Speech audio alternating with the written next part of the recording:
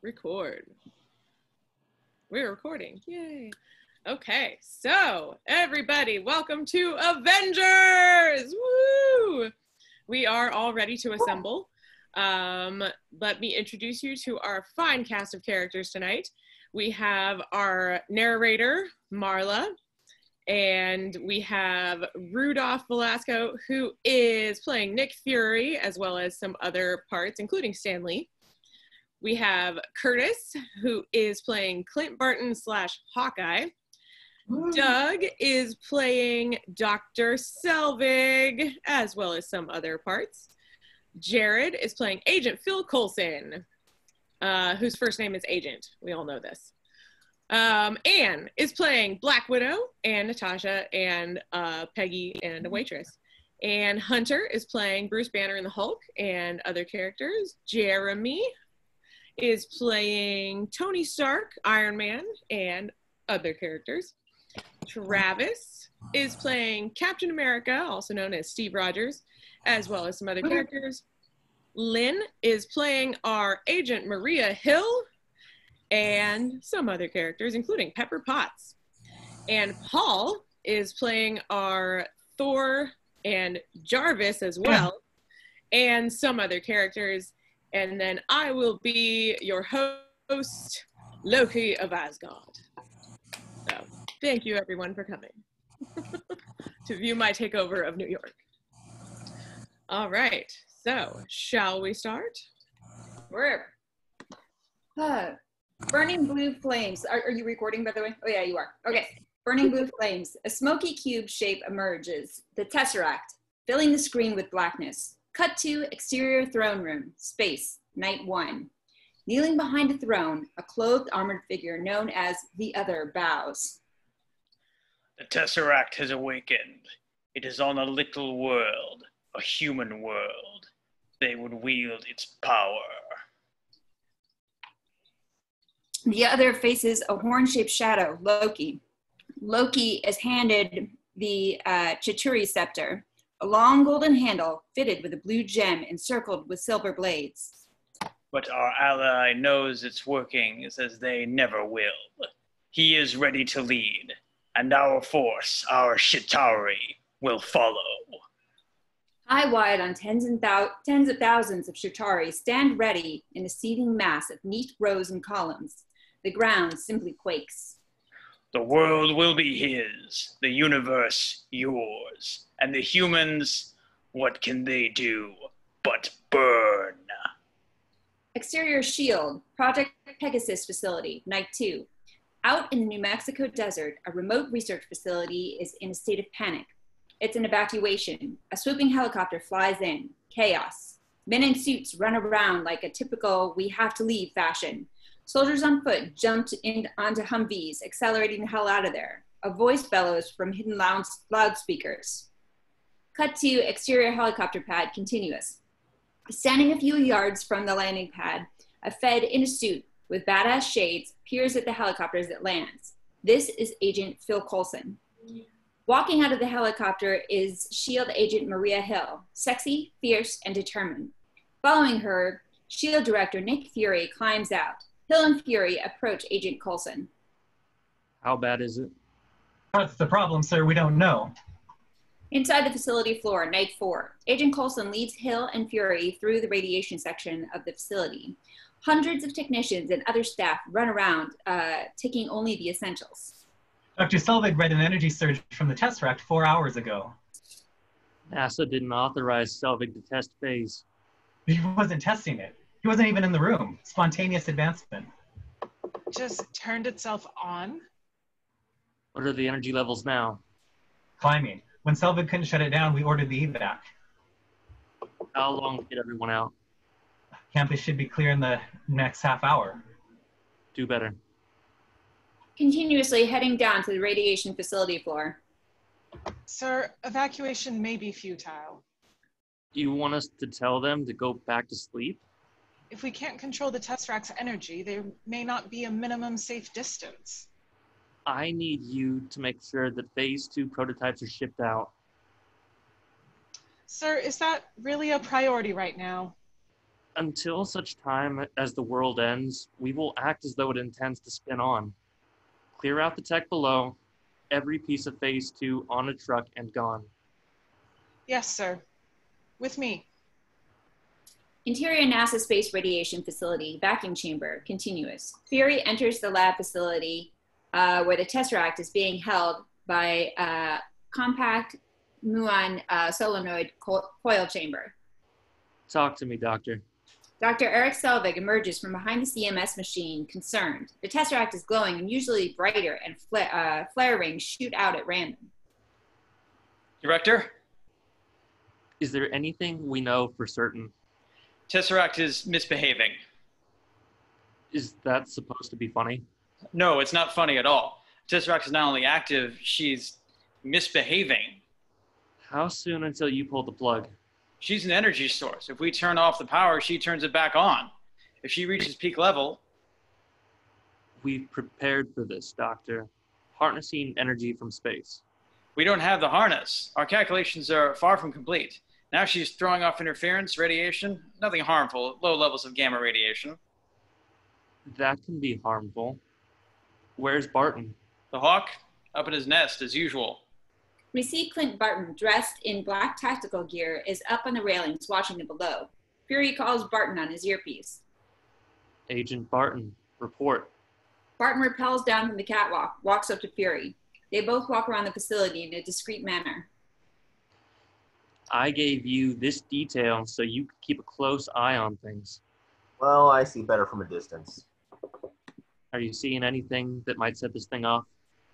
Doctor, it's spiking again. No one's come or gone. Its oven is clean. No contacts, no IMs. If there's any tempering, sir, it wasn't at this end. At this end? Yeah, the cube is a doorway to the other end of space, right? Doors open from both sides. Dr. Selvig clacks away at the keyboard and sees on the monitoring his worst nightmares. Suddenly, the Tesseract thunders and shakes in the entire facility, big enough where both Agents Hill and Coulson can feel, and they're at different ends of the facility. The flaring rings and glow of the cube spout out brighter and louder, like a boiling pot of water. The Tesseract's energy builds up into a beam much like the Bifrost Bridge, which hits at the end of a platform that is wired to the CMS device. The great maelstrom beam fires the Tesseract energy. The beam then forms a vortex, which then opens up a portal. A black hole is created. From the portal, the blackness of space, beautiful and mysterious, strewn with a billion stars, appears, and a gust of blue energy clouds fill the room, blinding everyone. The Tesseract's energy forms into a cloud that reaches to the top of the facility's vacuum chamber ceiling. It's abnormally quiet. The heavy breathing is heard from the platform. Shield guards slowly approach, weapons in hand. A figure is kneeling on the platform, smoke coming off of it. It's Loki. Smiling in this mischievous manner, he raises his head. The smile dies down. He looks deep into the eyes of Fury, Barton, and Selvig. He stands up, holding the scepter. Sir, please put down the spear. Loki looks at his spear and then suddenly points it at where Fury and Barton are standing and shoots out a blue exploding light towards them. Barton tackles Fury and they both barely miss Loki's fired shot. All hell breaks. Machine guns fire is shot at Loki, but the bullets bounce off of him like a boss. Loki jumps high from the platform and attacks those firing at him. In the blink of an eye, Loki takes down several guards with his knives and energy blasts from the scepter. He stops and waits to see who will attack him next. Honestly, the whole lab has almost gone to shit. Barton tries to stand up. Loki quickly walks towards him. Barton raises his gun, but Loki grabs Barton's hand. You have heart. Loki points the head of his spear at Barton's chest. Barton's eyes suddenly glow black. The ability to control Barton's mind is now in Loki's hands. Barton puts his piece away and stands straight. As Loki is busy using his abilities to control the minds of several S.H.I.E.L.D. personnel, Fury takes the Tesseract, puts it back into its case, and tries to leave the lab. Please don't. I still need that. This doesn't have to get any messier. Of course it does. I've come too far for anything else. I am Loki of Asgard, and I am burdened with glorious purpose. Loki, brother of Thor. We have no quarrel with your people. An aunt has no quarrel with a boot. You planning to step on us? I come with glad tidings of a world made free. Free from what? Freedom. Freedom is life's great lie, once you accept that in your heart. Like a gunslinger, Loki turns to face Selvig, who's standing behind him, and places his spear against Selvig's heart. Selvig's eyes glow black. You will know peace. Yeah, you say peace. I kind of think you mean the other thing. From the vacuum chamber ceiling, the Tesseract's energy cloud rapidly builds into what may be an implosion. Sir, Director Fury's stalling. This place is about to blow. Drop 100 feet of rock on us. It means to bury us. Like the pharaohs of Odin. He's right. The portal is collapsing in on itself. You got maybe 2 minutes before this goes critical. Well then. Loki looks at Barton, who doesn't even hesitate, shoots Fury, who falls to the ground. Barton grabs the case containing the Tesseract and leaves the lab with Loki, Selvig, and the other S.H.I.E.L.D. personnel Loki is controlling. Inside the Pegasus bunker, entrance to the exiting tunnel. Loki, Barton, Selvig, and the other S.H.I.E.L.D. personnel are in the parking lot of the facility, quickly gathering certain weapons. Agent Hill watches in confusion, referring to Loki. Need these vehicles. Who's that? You didn't tell me. Agent Hill looks suspiciously at them as they get into the truck and turns to leave.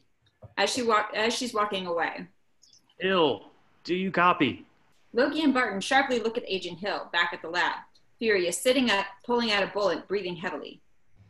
Barton is... Suddenly, Hill turns to shoot at Barton, but Barton is already pointing his gun at her and starts shooting. He moves the driver's seat of the truck and drives off as Hill keeps shooting. Back at the lab, Fury is holding his side, running. The energy is really brewing a shitstorm from the vacuum chamber ceiling. He's got the Tesseract. Track it down. Agent Hill slips into a Jeep and follows after Barton's truck. Loki's truck screeches across the tunnel. Several S.H.I.E.L.D. trucks pull up to them. The drive-by shooting ensues. Loki, who stands on top of the bed of the truck, uses his scepter and emits energy blasts, flipping over S.H.I.E.L.D. trucks. They get in, the cars roar after them. Agent Hill puts herself at a distance. Fury races out of the hallway, avoiding falling pipes. The entire facility is now in full earthquake. Agent Coulson and several S.H.I.E.L.D. agents fall down the steps, dropping silver cases of information. They attempt to grab them, but... No, leave it. They run out of there like a bat out of hell. Inside the Pegasus tunnel, Agent Hill's Jeep roars out of the side of Barton's truck and pulls alongside them to the left. She goes way ahead and pulls her brake, swerving into a 360, facing Barton's truck and driving in reverse. Barton's arms reach out of the open window and open fire. Agent Hill's figures fuck it and shoots her windshield, opening fire on Barton. Outside the van, Agent Coulson jumps onto the S.H.I.E.L.D. van on his walkie.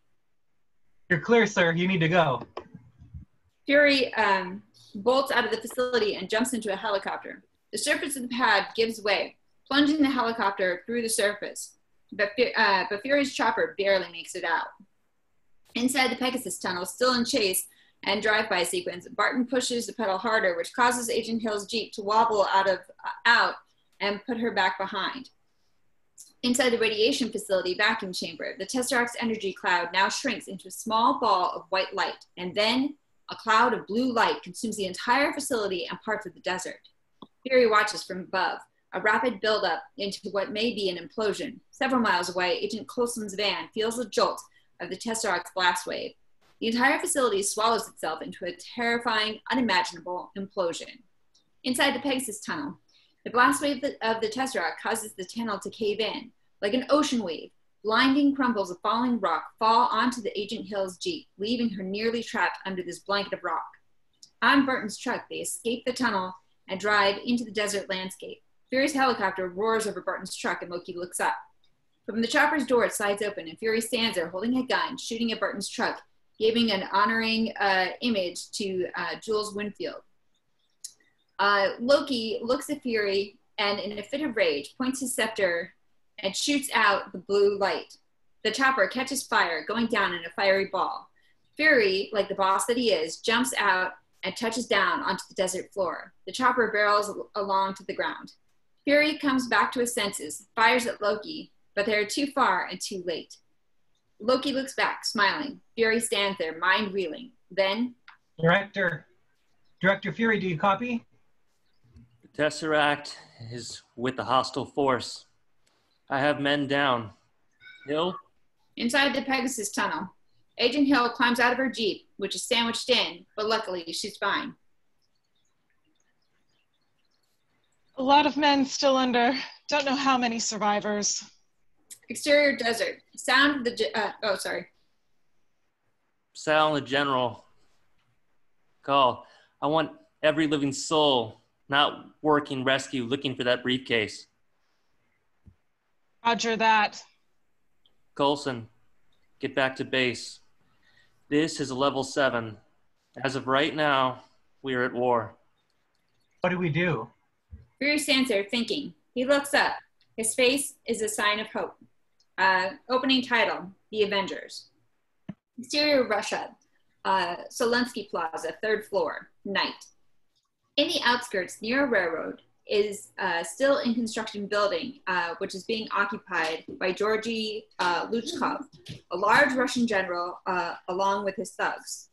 Tall thug in the middle of a brutal beating of Natasha Romanoff, a slewing, foxy, unbelievable, sexy spy. He backhands Natasha's face. She feels the pain, but does not break down. Luchkov, smiling, walks up to her. Dialogue is in Russian. Netakia krotel, shrobi veshe proshel. Я знаю, как цей хотел, шовид я тот вешал прошел, поверьте так лучше. Otelos beziat. Zakem from Prusal, Vnyotzit Prensko. Vitraj и прокши, слукшинай предесме. Я думал, что генерал Штурков увечает зи эшпорнийский бизнес. Шрокраб, ваша репутация знальщетно ушкала сейчас. Знаменитая черня водя. Ничего, кроме красивого лица. Ты правда думаешь, что инстинктная? Нам не жукен лерметов для Бебрачовский танов. Сяски ему хорошо. You may have to write it down. Suddenly, Weasley's thug cell rings. Confused, he answers.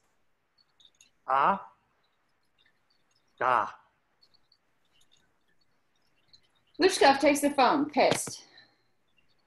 Who the hell is this? You're at 114 Zelensky Plaza, 3rd floor. We have an F-22 exactly 8 miles out. Put the woman on the phone or I'll blow up the block before you can make the lobby. Luchkov places his cell phone against Natasha's ear, seeing as how she's tied to the chair with her hands behind her back. Are you kidding me? I'm working. This takes precedence. I'm in the middle of an interrogation, and this woman is giving me everything. I don't give everything. Natasha gives him a look. Look, you can't pull me out of this right now. Natasha, Barton's been compromised. Let me put you on hold. A beat. She nods to Luchkov. As Luchkov comes to take the phone off of her, Natasha hits him with her leg and headbutts him. Like a spider, she stands up elegantly and starts attacking the tall thug by kickboxing him in the face. Still tied, she rolls over Wesley thug after she trips him. Then stomps on the tall thug's foot with the peg of the chair and knocks him out with her head. During all of this, Coulson is still waiting on the line. She then flips over and falls down hard on the Wesley thug, breaking the chair. She sees the tall thug stand. Giving her momentum, she runs at him, drop-kicking him, falls down, and flips right back up and wraps her legs around his neck and knocks him out cold. She grabs Luchkov, wraps his leg around with a hanging chain, and drops him down onto the open floor, dangling. She picks up the phone with her heels like a boss. Where's Barton now? We don't know. But he's alive? We think so. I'll brief you on everything when you get back. But first, we need you to talk to the big guy. Coulson, you know that Stark trusts me about as far as he can throw me. No, I've got Stark. You get the big guy. Bush boy. Interior Indian slum night. The little girl runs through the crowd, trying to force her way through. Interior shack.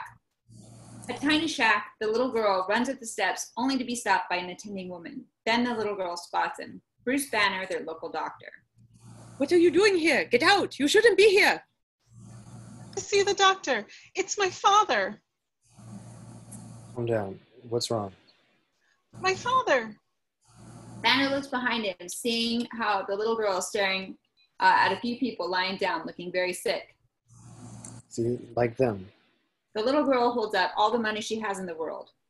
Please. Exterior slums continuous. Banner and the little girl hastily run nearly to the edge of town. The little girl gets ahead of herself. Banner spots local government car and he turns around, blocking any view of him.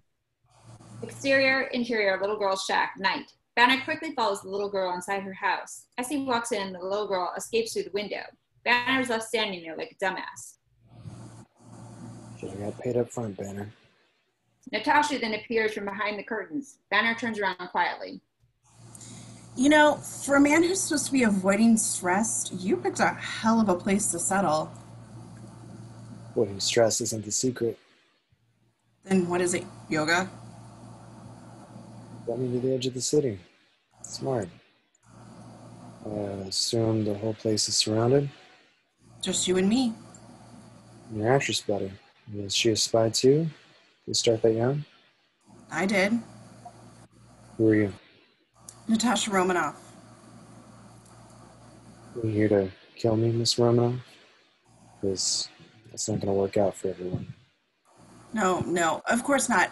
I'm here on behalf of S.H.I.E.L.D. S.H.I.E.L.D.? How did they find me? We never lost you, Doctor. We've kept our distance, even helped keep some other interested parties off your scent. Why? Nick Fury seems to trust you, but now I need you to come in. What if I said no? I'll persuade you. What if the other guy says no? You've been more than a year without an incident. I don't think you want to break that streak. I don't always get what I want. Doctor, we're facing a potential global catastrophe. That was I actively try to avoid. This is the Tesseract. It has the potential energy to wipe out the planet. She shows him a photo of the Tesseract on her cell phone. Banner takes a closer look. What does Fury want me to do with it? Swallow it? Well, he wants you to find it. It's been taken. It emits a gamma signature that's too weak for us to trace. There's no one that knows gamma radiation like you do. If there was, that's where I'd be. Fury isn't after the monster. Not that he's told me. He tells you everything? Talk to Fury. He needs you on this. He has me in a cage? No one's going to put you in a... Stop lying to me! The thunderous tone in his voice makes Natasha quickly grab her gun and point it at him. But something is now off in the atmosphere. Banner stands up, straight up, smiling. I'm sorry.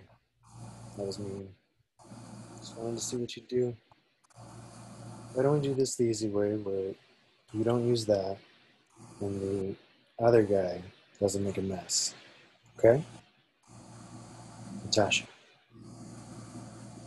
Natasha, still wary, doesn't lower her gun. Then slowly, she lowers her gun and speaks into her earpiece. Stand down. We're good here. Here outside the little girl's shack, night.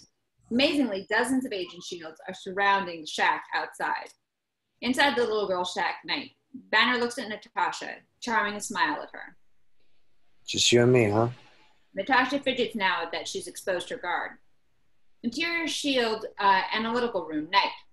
Fury is facing several large monitors as he has a conference with members of the World Security Council.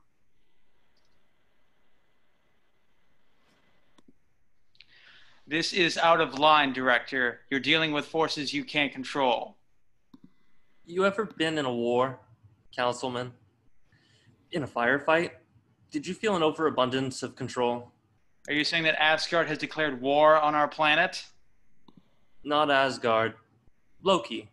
Can't be working alone. What about the other one? His brother. Our intelligence says Thor is not a hostile, but he's worlds away. We can't depend on him to help. It's up to us. Which is why you should be focusing on Phase 2. It was designed for exactly... Phase 2 isn't ready. Our enemy is. We need a response team. The Avengers initiative was shut down. This isn't about the Avengers. We're running the world's greatest covert security network, and you're going to leave the fate of the human race to a handful of freaks. I'm not leaving anything to anyone. We need a response team.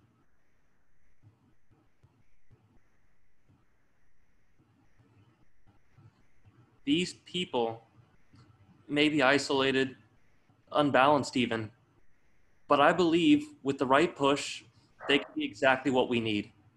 You believe? War isn't won by sentiment, Director. No, it's won by soldiers. Interior Brooklyn Gym night. Somewhere in an old, almost World War II-esque boxing gym, Steve Rogers, a man out of time, the first Avenger, fucking Captain America, is pummeling a punching bag. With every swing, it's like a memory he's trying to fight off and repress.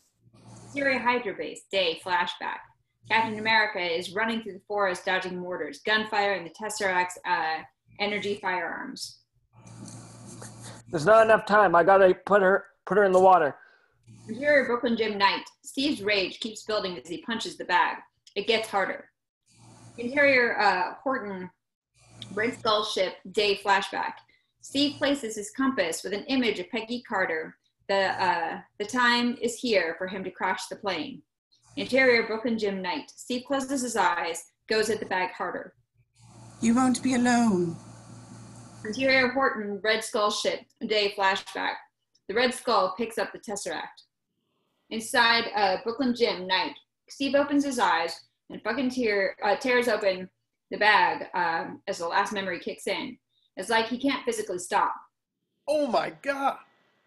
Inside Project Pegasus, Antarctica, day, flashback. A half-frozen Steve Rogers is lying down on a medical slab. Two SHIELD scientists run over high-tech devices to see if his vitals are up. And it seems... This guy's still alive! Inside Brooklyn Gym night. The bag flies off its chain, spilling out the sand. Steve stands, breathing hard, letting out 70 years of repressed feelings. After taking a few breathers, Steve picks up another punching bag, which is laying next to another dozen bags. He hooks the bag up and starts punching again. Fury walks in. Trouble sleeping? I slept for 70 years, sir. I think I've had my fill. Then you should be out, celebrating, seeing the world. Steve stops punching and walks over to the bench, unraveling the tape off his hands, and he sits down. I went under. The world was at war. I wake up. They say, we won. They didn't say we lost. We've made some mistakes along the way. Some very recently. You're here with a mission, sir? I am. Trying to get me back in the world? Trying to save it. Fury hands Steve a file on the Tesseract along with other files on Hydra's projects. Hydra's secret weapon. Howard Stark fished that out of the ocean when he was looking for you. He thought what we think, the Tesseract could be the key to unlimited, sustainable power. That's something the world sorely needs. Who took it from you? He's called Loki. He's not from around here. There's a lot we'll have to bring you up to speed on, if you're in. The world has gotten even stranger than you already know. At this point, I doubt anything would surprise me. $10 says you're wrong. There's a debriefing package waiting for you back at your apartment.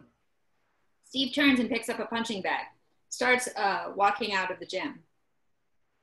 Is there anything you can tell us about the Tesseract that we ought to know now?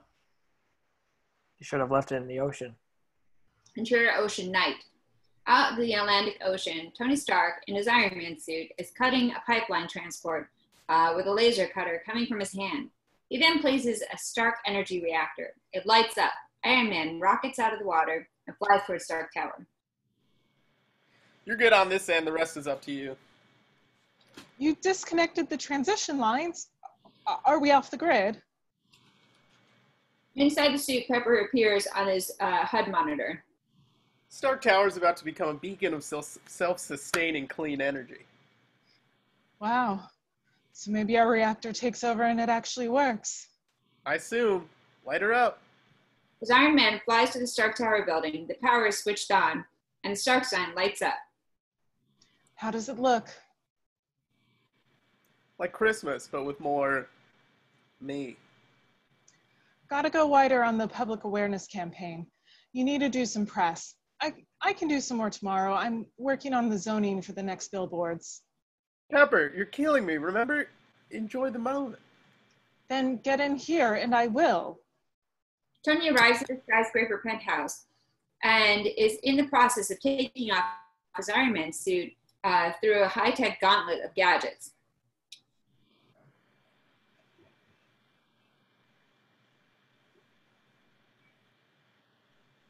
Give it to me straight, Jarvis. Sir, Agent Coulson of S.H.I.E.L.D. is on the line. I'm not in. I'm actually out. Sir, I'm afraid he's insisting. Close the line, Jarvis. I got a date. Interior Tony's penthouse, night. Pepper Potts stares up at the monitors of the reactor device. Levels are holding steady, I think. Of course they are. I was directly involved, which brings me to my next question. How does it feel to be a genius? Well, I wouldn't really know now, would I? What do you mean? All this came from you? No, all of this came from that. She points at the energy on his chest plate. Give yourself some credit, please. Stark Tower's your baby. Give yourself 12% of the credit. 12%. An argument can be made for 15. 12% for my baby.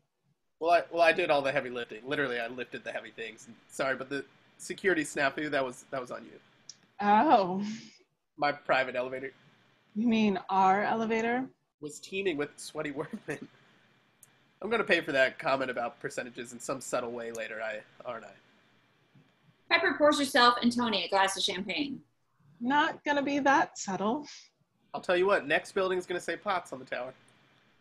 On the lease. Call your mom. Can you bunk? Can you bunk over? Sir, the telephone. I'm afraid my protocols are being overwritten. Stark, we need to talk.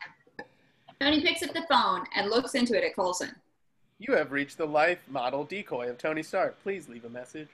This is urgent. Then leave it urgently. At that moment, the elevator door opens and Coulson appears. Security breach. That's on you. Mr. Stark. Phil, come in. Bill. His first name is Agent, Come on in. We're celebrating. which is why he can't stay. We need you to look this over He holds out a file towards Stark. as soon as possible. I don't like being handed things. That's right, because I love to be handed things. So let's trade. She passes her glass of champagne to Coulson and takes the file from him, then takes her champagne glass back from Coulson and passes the file over to Stark. Thank you. Official consulting hours are between 8 and 5 every Thursday. This isn't a consultation. Is this about the Avengers? Which I know nothing about. The Avengers initiative was scrapped, I thought, and I didn't even qualify. So. I didn't know that either. Yeah, apparently I'm volatile, self-obsessed, don't play well with others. That I did know. This isn't about personality profiles anymore. Whatever. Miss Potts, got a minute? Pepper walks over to Tony, who places the file into his own database. You know, I thought we were having a moment. I was having 12% of a moment. This seems serious, though. Phil's pretty shaken. How did you notice, and why is he Phil? What is all of this? This is, Tony expands his arms and different profiles appear in holographic form, floating in the air in front of Tony and Pepper. this. Screens appear of Captain America in action, the Hulk roaring as he attacks the army at Culver University, Thor fighting the Destroyer, and another is of Loki and the Tesseract, to which Stark and Pepper look on in awe. I'm going to take the jet to DC tonight. Tomorrow. You've got homework. You've got a lot of homework. Well, what if I didn't? If you didn't? Yeah. You mean if you finished? Well, then? She whispers something in his ear. Tony gasps. Coulson looks away embarrassed. Square deal, it's the last day. Pepper kisses him. Work hard. As Pepper leaves with Agent Coulson, Tony grabs the Tesseract in holograph form, worried. Inside Quinjet, day. Inside the Quinjet, Steve is sitting down, holding a tablet, watching the footage from the Hulk's attack on the army at Culver University.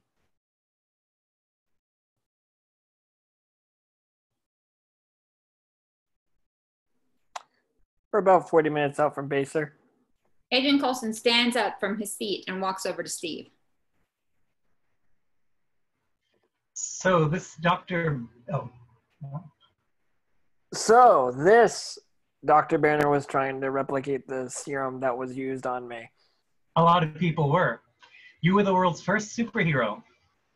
Banner thought gamma radiation might hold the key to unlocking Eriksen's original formula. The Hulk roars with fury as he slams the Jeep apart. Didn't really go his way, did it? Not so much. When he's not that thing, though, guys like a Stephen Hawking. Steve looks confused. He's like a smart person. I gotta say, it's an honor to meet you officially. Steve smiles at Coulson. I mean, I sort of met you. I mean, I watched you while you were sleeping. Steve looks down. He stands up, closes his laptop, and walks to the side with Coulson following. I mean, I was present while you were unconscious from the ice. You know, it's just it's a huge honor to have you on board. Well, I hope I'm the man for the job. Oh, you absolutely are. We made some modifications to the uniform, add a little design input. The uniform? Aren't the stars and stripes a little old-fashioned? With everything that's happening, things that are about to come to light, people might just need a little old-fashioned. Inside Underground Lab, day, several soldiers under Loki's mind control run around, preparing to infiltrate whatever Loki has planned. Loki sits down watching Selvig work with a CMS device. Loki meditates until exterior throne room, night. The scepter materializes him back into the throne room of the other. Fully armed in his horned helmet and armor, the other appears from the steps. The Chitauri grow restless. Let them go at themselves. I will lead them into glorious battle. Battle? Against the meager might of Earth? Glorious, not lengthy. If your force is as formidable as you claim. You question us. You question him. He who put the scepter in your hand, who gave you ancient knowledge and new purpose when you were cast out, defeated. I was a king, the rightful king of Asgard, betrayed. Your ambition is little, born of childish need. We look beyond the earth to greater worlds the Tesseract will unveil. You don't have the Tesseract yet. The other runs over to attack him, but stops as Loki points his scepter. I don't threaten, but until I open the doors, until your force is mine to command, you are but words. You will have your war, Asgardian. If you fail, if the Tesseract is kept from us, there will be no realm, no barren moon, no crevice where he can't find you. You think you know pain? He will make you long for something as sweet as pain. The other places his hand on Loki's head and transports it back to Earth. Loki looks around, menacing. Exterior helicarrier landing strip, day. The Quinjet lands down on a massive battleship known as the helicarrier. It has two runways, one with direct access to a hangar at the rear and is aligned along the spine of the vessel. Agent Coulson and Steve walk down the ramp, meeting up with Natasha. Agent Romanoff, Captain Rogers. Ram? Hi, they need you on the bridge, FaceTime. See you there. Agent Coulson walks away, leaving Steve and Natasha walking towards the railing of the ship. There was quite the buzz around here, finding you in the ice. I thought Coulson was going to swoon. Did he ask you to sign his Captain America trading card yet? Trading cards? They're vintage. He's proud. Banner doesn't notice them walking up, as he is nervous as hell. He moves around as people keep walking this way. Dr. Banner. Steve walks up to Banner and shakes his hand. Yeah, hi. They told me you'd be coming. Word is you can find the cube. Is that the only word on me? Only word I care about. Must be strange for you, all this. Well, this is actually kind of familiar. Gentlemen, you may want to step inside in a minute. It's going to get a little hard to breathe. Suddenly, the helicarrier starts shaking as it prepares to sail. Is this a submarine? Really? You want me in a submerged pressurized metal container?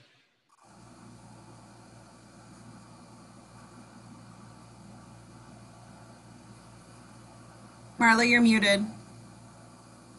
Sorry. They move closer to the edge of the helicarrier. 4 huge lifts mounted on the side start to lift the carrier into the air. Steve watches in awe as Banner smiles. Oh no, this is much worse. Inside the helicarrier bridge, day. The doors part and we enter the bridge of the ship. A flurry of activity as dozens of agents sit in front of their view screens. Agent Hill shouts instructions to leave. Turns to Nick Fury, who is at the command chair. We are at lock, sir. Good. Let's vanish. Clear sky. The helicarrier rises high into the heavens. Suddenly, the entire ship is covered in reflecting mirrors, which then camouflages in the sky. Inside the helicarrier bridge, continuous. Steve and Banner walk through the glorious, gleaming bridge, taking his position at the science console. Gentlemen. Steve gives Fury $10, referring to his earlier statement about never being surprised again. Fury walks over to Banner and extends his hand. Banner reluctantly shakes it. Doctor, thank you for coming. Thanks for asking nicely. So, how long am I staying? Once we get our hands on the Tesseract, you're in the clear. Where are you with that?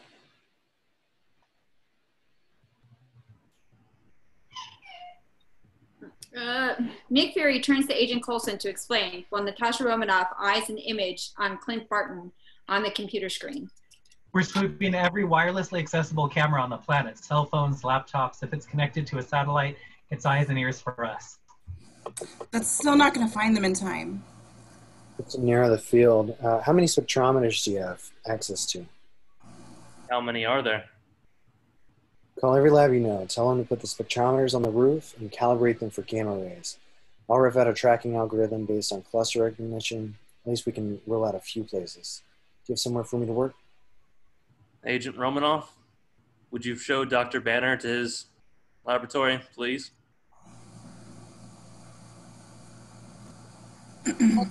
Natasha walks off, nods and walks off, leading Banner down the hall. You're going to love it, Doc. We've got all the toys. Interior underground lab, vacuum room. Selvig and several scientists work around the CMS device. Barton walks in, holding a tablet.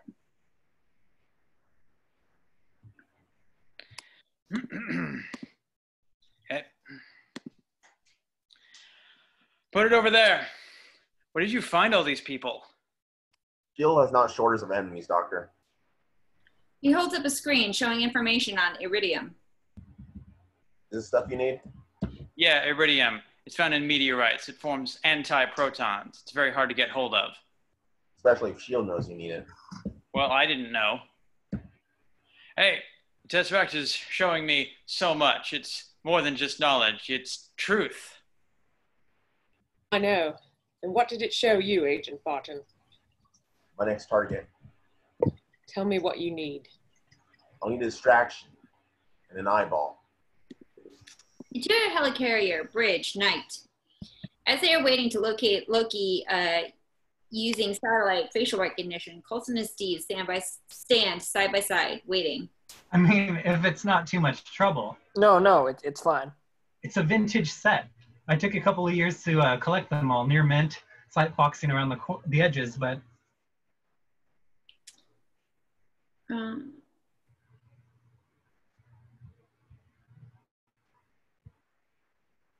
Do we have an Too many agent? throws.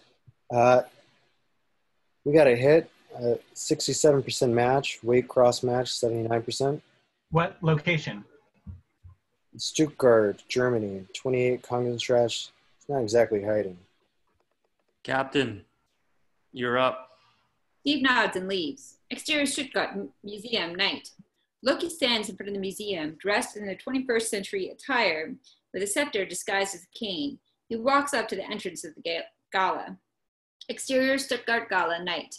Inside, a lavish gala with an orchestra playing is interrupted as the head doctor walks up to the mic. Inside the helicarrier, Steve's locker, night. Steve walks into his own locker room. As he approaches to the steel cabinet, the doors already reveal the updated Captain America uniform, along with the famous shield. He stands in silence. Exterior Stuttgart Museum. Outside the museum, German guards stand in their positions. One of them is standing on top of the roof, scoping. Then he hears a thwack and looks down. One of his guards is shot with an arrow. He raises his gun. He is shot dead by an arrow, falls down. Barton and his crew arrive at the doors of the locked science building.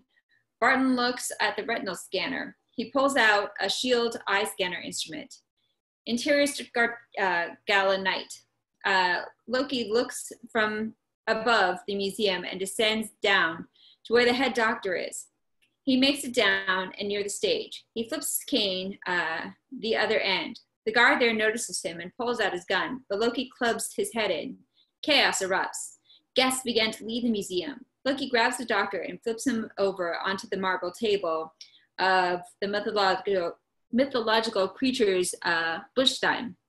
Loki pulls out an optical torture device. He plunges down the doctor's eye. The doctor twists in pain. Exterior Stuttgart Museum. Suddenly, from Barton's instrument, a holographic eye of the head doctor appears, and the image of the doctor appears on screen. The doors to the facility open. Barton walks in and finds in a cabinet a glass thermos with a cylinder of iridium. Exterior Stuttgart Gala, night. As the crowd runs away, Loki slowly walks out and materializes in his gold armor and helmet. The police arrive with no hesitation. He blasts the cars, flipping them over and over. Kneel before me. The crowd ignores him. Another Loki appears, blocking the crowd. Loki after Loki appear. They all grin as they raise their spears, encircling the crowd. I said kneel! Everyone becomes quiet and kneels in front of him. Loki embracing his arms out, smiling. Is this not simpler? Is this not your natural state? It is the unspoken truth of humanity that you crave subjugation. The bright lure of freedom diminishes your life's joy in a mad scramble for power, for identity. You were made to be ruled. In the end, you will always kneel. As the words resonate to the kneeling crowd, an elder gentleman refuses to kneel and stands heroic. Not to men like you. There are no men like me. There are always men like you. Look to your elder, people. Let him be an example. Loki is about to execute him with a scepter as the light glows blue. Just as the energy beam shoots out, Captain America arrives.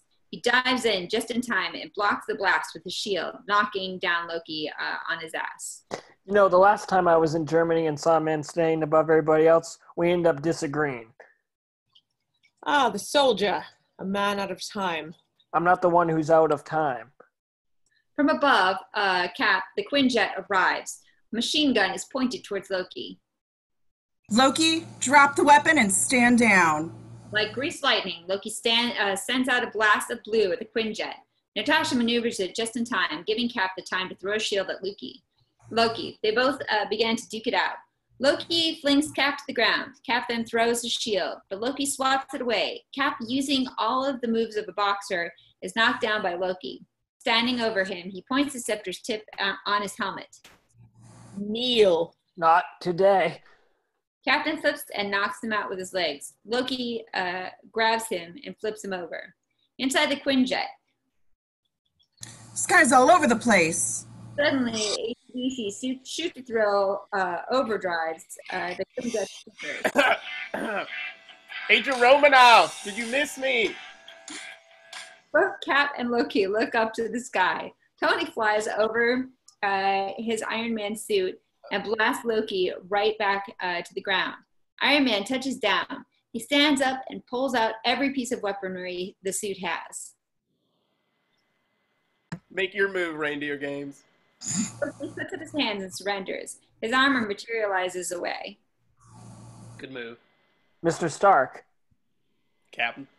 Inside the Quinjet, Natasha watches the skies. Thunder coming out of nowhere. Fury speaks over his headset. Said anything? Not a word. Just get him here. We're low on time. With Loki tied up and cuffed to his seat, Tony and Steve watch from a distance, whispering. I don't like it. What? Rock of Ages giving up so easily? I don't remember it being ever that easy. This guy packs a wallop. Still, you're pretty spry for an older fella. What's your thing? Pilates? What? It's like calisthenics. You might have missed a couple things, doing time as a capsicle. Steve looks at Tony, finally meeting his ego match. Fury didn't tell me he was calling you in. Yeah, there's a lot of things Fury doesn't tell you. Thunder and lightning nearly hit the jet, making it shake violently. Where is this coming from? Thunder rumbles overhead. Loki stares out the window intently. What's the matter? Scared of a little lightning? I'm not overly fond of what follows. Outside the jet, a blinding light hits the jet. Not a light, a king, the mighty Thor. Thor opens the ramp and grabs Loki by the throat and flies out. Steve and Tony are left dumbstruck. Tony puts the Iron Man helmet on. Now there... Oh, shit. Yeah, you were right. There is that guy.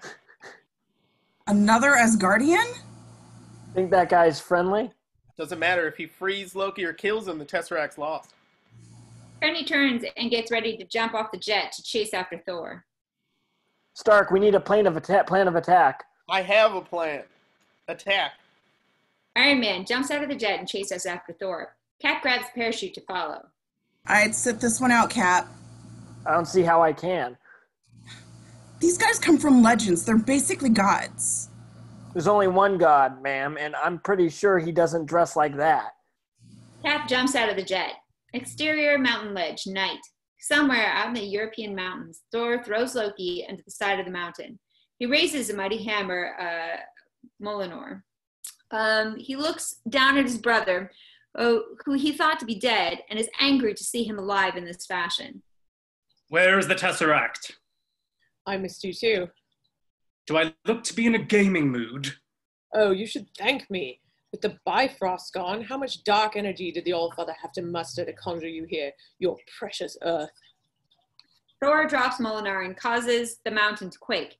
He picks up Loki, his brother. Although Thor is pissed for what he has done, a family is everything to man or god. I thought you did. Did you mourn? We all did. Our father. Your father. Did he tell you my true parentage? Did he not? Thor lets go of Loki and walks away, causing an even bigger wedge between them. We were raised together. We played together. We fought together. Do you remember none of that? I remember a shadow, living in the shade of your greatness. I remember you tossing me into an abyss. I was and should be king. So you take the world I love as recompense for your imagined slights?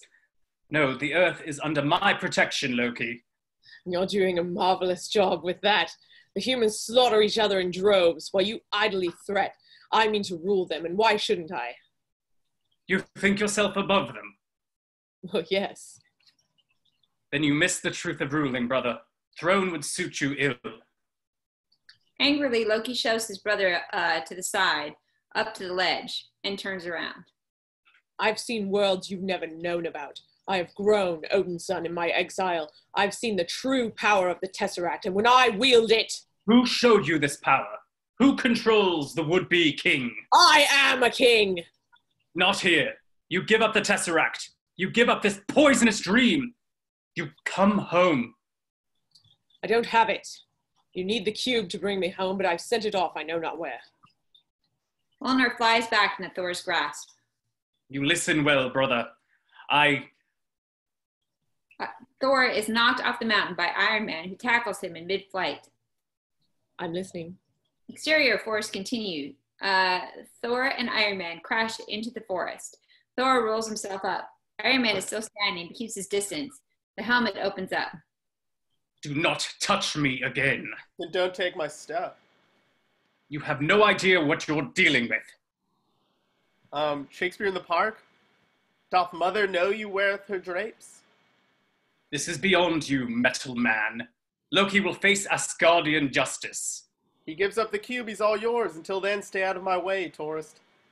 The Iron Man helmet clamps down as he walks away. In one quick move, Thor pulls Mjolnir and throws it. It knocks Iron Man clear across into the trees. Okay. From the mountainside, Loki watches in amusement. Thor raises his hand. Mjolnir flies back into his hand. Thor swings the hammer, summoning a ray of energy. Iron Man stands up from his hand boosters. A blast of energy knocks the mighty Avenger on his ass. Iron Man flies back up and knocks Thor into a tree. Right back at you, bitch. Thor kneels on the ground, pulls Mjolnir from his hand and raises it to the sky and pulls in lightning and thunder. Thor points the hammer at Iron Man and an outpouring of bolts of lightning increased in intensity. Iron Man falls back inside the suit. Power at 400 capacity. How about that? Power at 400 capacity. How about that? Iron Man fires away from his hand boosters, pushing Thor to his knees. Like two gunslingers ready to draw, both Thor and Iron Man fly towards each other and meet in the middle and ascend up. Exterior sky night. The two battle. Iron Man grasps Thor, elbowing him and smashing him into the side of the mountain. Thor leaps off the mountain and takes Iron Man with him. Exterior forest. Thor and Iron Man crash right back down, smashing into every tree possible. Iron Man yanks Thor right up. Thor grabs both hand boosters and begins to crush them. Tony quickly charges as much energy as he can and shoots energy into Thor's face. Thor falls back, losing his stance. Iron Man headbutts Thor with his gold titanium alloy helmet. Thor headbutts him with his fucking head and actually sends Iron Man across the forest. Iron Man boosters up and flies back at Thor, grabbing him by the arm and cape and swings him into another tree. Thor looks up, ready. Thor runs with all his patience out the window. Iron Man swings and misses, giving Thor the momentum to grab him, lift him, and smash him down hard. Thor summons back Mjolnir in his hands, and just as he's about to put the hammer down, Iron Man uses his hand boosters to skid across the ground and trip Thor over. Standing up, Thor looks for him, but from behind him, Iron Man crashes into his back. Thor stands facing Iron Man. Ready to pounce, Captain America's shield ricochets off both Thor and Iron Man, stopping them. They look up and see Captain America standing on top of a fallen tree with a shield back in hand. Hey, that's enough. Now, I don't know what you plan on doing here. I've come here to put an end to Loki's schemes. Then prove it. Put the hammer down. Yeah, no, bad call. He loves his hammer. Thor backhands Iron Man like a pimp with Mjolnir. Thor, losing all tolerance for this Sentinel of Liberty, raises the hammer. You want me to put the hammer down? Thor leaps high into the air, raising that fucking hammer. Captain America crouches down and holds up his shield. Thor brings the hammer down onto the shield, and a massive implosion of light reacts to the vibranium shield, creating a massive shockwave that blows up anything standing within a mile. Iron Man stands up, looking around like, holy shit. Lying right next to him is Cap, who never takes his eyes off Thor. Thor looks at both men. Are we done here? Thor, Captain America, and Iron Man stand there. Inside the helicarrier hallway, dozens of S.H.I.E.L.D. police escort Loki, who is in handcuffs, smiling. As they pass the helicarrier lab, Banner stops working on the Chitauri scepter and looks up. Loki eyes him as he walks, and nodding and smiling. Banner rubs his head. Inside the helicarrier detention section, night. Loki is now free from his cuffs and contained in a large glass cell held by hydraulic rigs. Fury walks up to the control panel of the cell. In case it's unclear, you try to escape, you so much as scratch that glass. Fury presses a button which opens up a hatch underneath Loki's cell. Loki peers as much as he can from the glass. The sounds of gusting wind, which would make a man shit his pants, not a god though. 30,000 feet straight down in a steel trap. You get how that works? Fury closes the hatch and points at Loki. And? Then points to the button which would drop Loki into the steel trap. Boop. It's an impressive cage. Not built, I think, for me.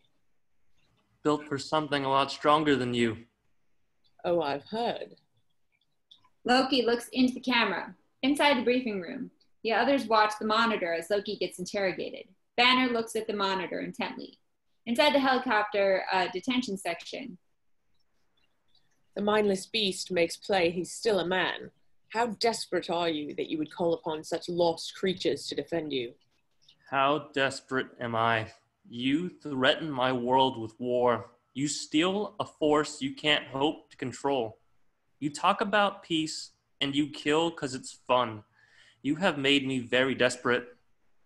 You might not be glad that you did.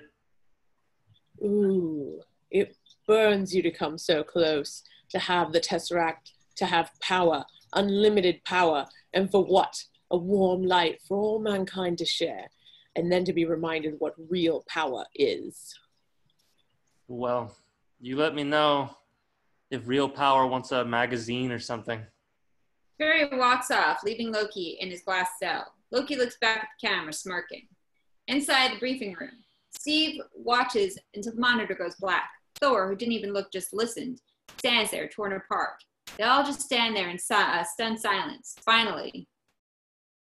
It really grows on you, doesn't it? Loki's gonna drag this out. So Thor, what's his plan? What's his play? He has an army called the Chitauri. They're not of Asgard or any world known. He means to lead them against your people. They will win him the Earth. In return, I suspect, for the Tesseract. An army? From outer space? He was building another portal. That's what he needs Erik Selvig for. Selvig? He's an astrophysicist. He's a friend. Loki has him under some kind of mind spell, along with some of ours. I want to know why Loki let us take him. He's not leading an army from here. I don't think we should be focusing on Loki. That guy's brain is a bag full of cats. You can smell it crazy on him. Have care how you speak. Loki is beyond reason, but he is of Asgard. And he's my brother. He killed 80 people in 2 days. Iridium. What do they need the iridium for?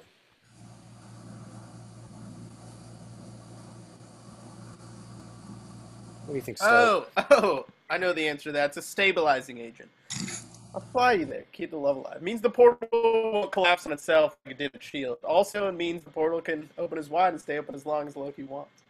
No hard feelings, Point Break. You got a mean swing. Raise the mid-mast, ship the topsails. That man is playing Galaga. Thought we didn't notice, but we did. How does Fury do this? He turns. Tony looks around the monitors and places a button-sized hacking implant under Fury's desk without anyone noticing. Well, that sounds exhausting. The rest of the raw materials Agent Barton can get his hands on pretty easily. Only major component he still needs is a power source, a high energy density, something to kickstart the cube. When did you become an expert in thermonuclear astrophysics? Last night. The packet Selvig's notes, the extraction theory papers. Am I the only one who did the reading? Does Loki need any particular kind of power source? He's got to heat the cube to 120 million Kelvin just to break through the pollen barrier. Unless Selvig has figured out how to stabilize the quantum tunneling effect. Well, if he could do that, he could achieve heavy ion fusion at any reactor on the planet. Finally, someone who speaks English. Is that what just happened? Tony and Banner shake hands. A glimmer in their eyes shines as mutual respect for each other shows. It's good to meet you, Dr. Banner. Your work on anti-electron collisions is unparalleled, and I'm a huge fan of the way you lose control and turn into an enormous green rage monster. Dr. Banner is only here to track the cube. I was hoping you might join him. Let's start with that stick of his. It may be magical, but it works an awful lot like a Hydra weapon. Well, I don't know about that, but it is powered by the cube, and I'd like to know how Loki used it to turn two of my sharpest men into his own personal flying monkeys. Monkeys. I do not understand. I do. I understood that reference. Tony rolls his eyes while Cap looks proud of himself. Shall we play doctor? Oh, shall we play doctor? Not you, not your doc. You got it. Got it. Let's play. Science Bros. As Banner and Tony walk out, the Galaga player turns ever so discreetly, watches as everyone else disappears, and goes back to playing. Inside Banner's lab, Banner continuously scans the gamma ray detection scanner on the scepter for radiation. Tony looks at his monitors, shifting and solving as many algorithms and equations. The gamma readings are definitely consistent with Selvig's reports on the Tesseract, but it's going to take weeks to process. If we bypass their mainframe and direct a reroute to the Homer cluster, we can clock this around 600 teraflops. All I packed was a toothbrush. You know, you should come by the Stark Tower sometime. Top 10 floors, all R&D. You'd love it. It's Candyland. Thanks, but the last time I was in New York, I kind of broke. Well, I promise a stress-free environment. No tension, no surprises. Suddenly, Tony pokes Banner with a miniature electrical prod. Steve walks in on them, pissed at Tony. Ow!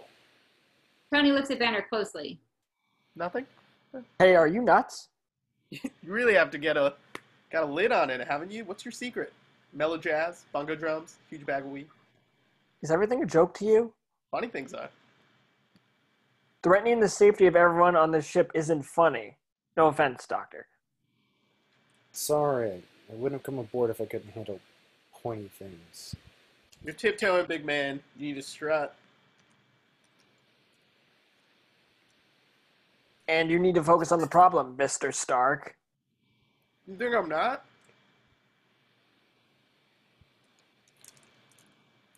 Why did Fury call us, and why now? Why not before? Why isn't he telling us? I can't do the equation unless I have all the variables. You think Fury's hiding something? He's a spy, Captain. He's the spy.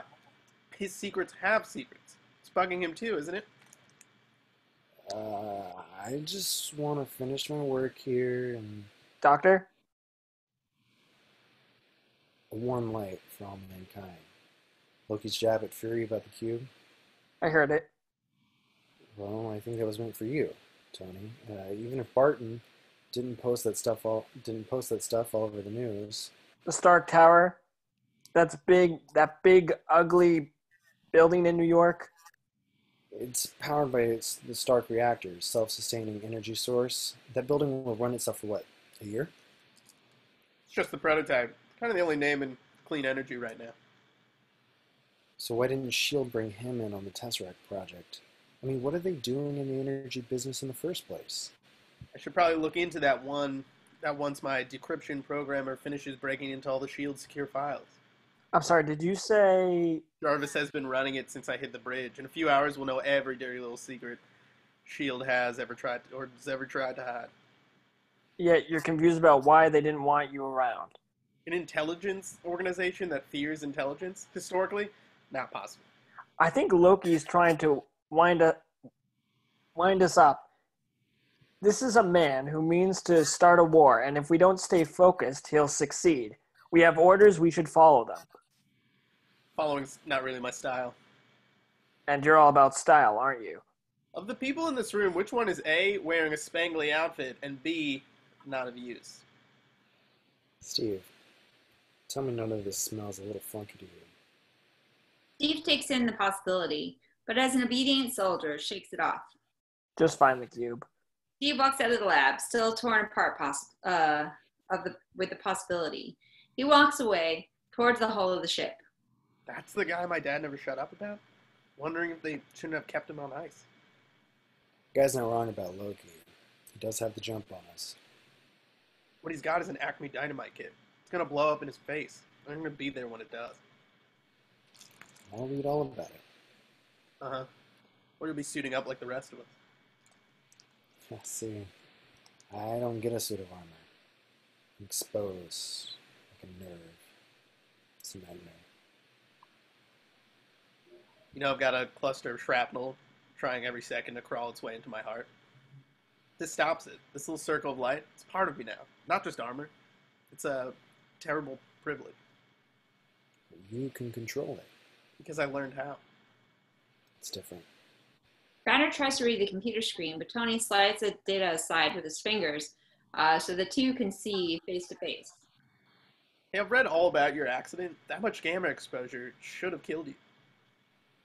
So what? You're saying that the Hulk, the other guy, saved my life? It's nice. It's a nice sentiment. Saved it for what? I guess we'll find out. I might not like that. You just might. Interior hull hangar, secure storage, night. Steve, with all his might, slides a very heavy iron door and stealthily walks in. Secure storage, 10C, is a large warehouse filled with metal crates stacked. He looks up, seeing another level. He leaps up high, holds on to the catwalk railing. Steve continues to move forward. Inside the van, night. Inside this particular van, Selvig and a few other soldiers are driving inside a long tunnel. With a CMS device inside, Selvig carefully picks up the small cylinder shape of the iridium with metal prongs and lightly places it in a slot within the CMS. The CMS accepts it. Selvig looks at it, smiling. Inside the briefing room, night. On the shield monitor is a photo and a record of Jane Foster. Thor looks at her, remembering. With him is Agent Coulson. As soon as Loki took the doctor, we moved Jane Foster. We've got an excellent observatory in Transi. She was asked to consult there very suddenly yesterday. Handsome fee, private plane, very remote. She'll be safe. Thank you. It's no accident Loki taking Erik Selvig. I dread what he plans for him once he's done. Erik is a good man. He talks about you a lot. You changed his life. You changed everything around here. They were better as they were. We pretend on Asgard that we're more advanced, but we come here battling like Bilkstein. Like what? Bilkstein. You know, huge, scaly, big antlers. You don't have those? I don't think so. They're repulsive, and they trample everything in their path. When I first came to Earth, Loki's rage followed me here, and your people paid the price. And now again. In my youth, I courted war. Nick Fury walks in. War hasn't started yet. You think you can make Loki tell us where the Tesseract is? I do not know. Loki's mind is far afield. It's not just power he craves. It's vengeance upon me. There's no pain that would prize his need from him. A lot of guys think that until the pain stops. What are you asking me to do? I'm asking, what are you prepared to do? Loki is a prisoner. Then why do I feel like he's the only one on this boat that wants to be here? Inside the helicarrier detention section, night. Loki walks back and forth inside his glass cell. Suddenly he stops. There's not many people that can sneak up on me. Turns to see Natasha standing there. But you figured I'd come. After whatever tortures Fury can concoct, you would appear as a friend, a balm, and I will cooperate. I want to know what you've done with Agent Barton. I'd say I've expanded his mind. And once you've won, you're the king of the mountains, what happens to his mind? This is love, Agent Romanoff. Love is for children. I owe him a debt. Tell me. Before I worked for S.H.I.E.L.D., I made a name for myself. I have a very specific skill set. I didn't care who I used it for or on. I got on S.H.I.E.L.D.'s radar in a bad way. Agent Barton was sent to kill me. He made a different call. And what will you do now if I vow to spare him? Not let you out. Oh, no. But I like this. Your world in the balance and you bargain for one man. Regimes fall every day. I tend not to weep over that. I'm Russian. Or was. What is it you want? It's really not that complicated. I've got red in my ledger. I'd like to wipe it out. Can you, though? Can you wipe out that much red? Drakov's daughter, Sao Paulo, the hospital fire. Barton told me everything. Your ledger is dripping. It's gushing red. And you think saving a man no more virtuous than yourself will change anything? This is the basest sentimentality. A child at prayer. Pathetic. You lie and kill in the service of liars and killers. You pretend to be separate, to have your own code, something that makes up for the horrors, but they are part of you, and they will never go away. Loki slams his cell, making Natasha flinch. I won't touch Barton. Not until I make him kill you. Slowly, intimately, in every way he knows you fear. And then he'll wake just long enough to see his good work, and when he screams, I'll split his skull. This is my bargain, you mewling quim. Natasha turns around, walks away from Loki, disgusted and visibly upset. You're a monster. No, you brought the monster. Natasha turns back around, now poised and collected. So Banner, that's your play. What? Natasha speaks as she presses an earpiece and begins to walk out of the detention area. Loki means to unleash the Hulk. Keep Banner in the lab. I'm on my way. Synth Thor as well. Thank you for your cooperation. Natasha quickly walks out, leaving Loki frozen. Inside Banner's lab, Fury walks in, surprised to see that Tony and Banner have stopped working on the scepter. What are you doing, Mr. Stark? Kind of wondering the same thing about you. You're supposed to be locating the Tesseract. We are. The model's locked and we're sweeping for the signatures now. When we get a hit, we'll have the location within half a mile. And you'll get your cue back. No muss, no fuss. What is phase 2? Suddenly, Steve walks in and drops a Hydra assault rifle on the table, causing Fury, Banner, and Tony to turn around. Cap looks pissed. Phase 2 is S.H.I.E.L.D. uses the cube to make weapons. Sorry, the computer was moving a little slow. Rogers, we gathered everything related to the Tesseract. This does not mean that we're... I'm sorry, Nick. Tony moves the computer screen towards Fury, which shows plans of the weapons. What were you lying? I was wrong, Director. The world hasn't changed a bit. At that moment, Thor and Natasha walk into the lab. Natasha keeps her eyes right on Banner. Banner looks at her, pissed. Did you know about this? Do you want to think about removing yourself from this environment, Doctor? I was in Calcutta. I was pretty well removed. Loki's manipulating you. You've been doing what exactly? You didn't come here because I bat my eyelashes at you. Yes, I'm not leaving because you suddenly get a little twitchy. I'd like to know why S.H.I.E.L.D. is using the Tesseract to build weapons of mass destruction. Because of him. Fury points at Thor. Last year, Earth had a visitor from another planet who had a grudge match that leveled a small town. We learned that not only are we not alone, but we're hopelessly, hilariously outgunned.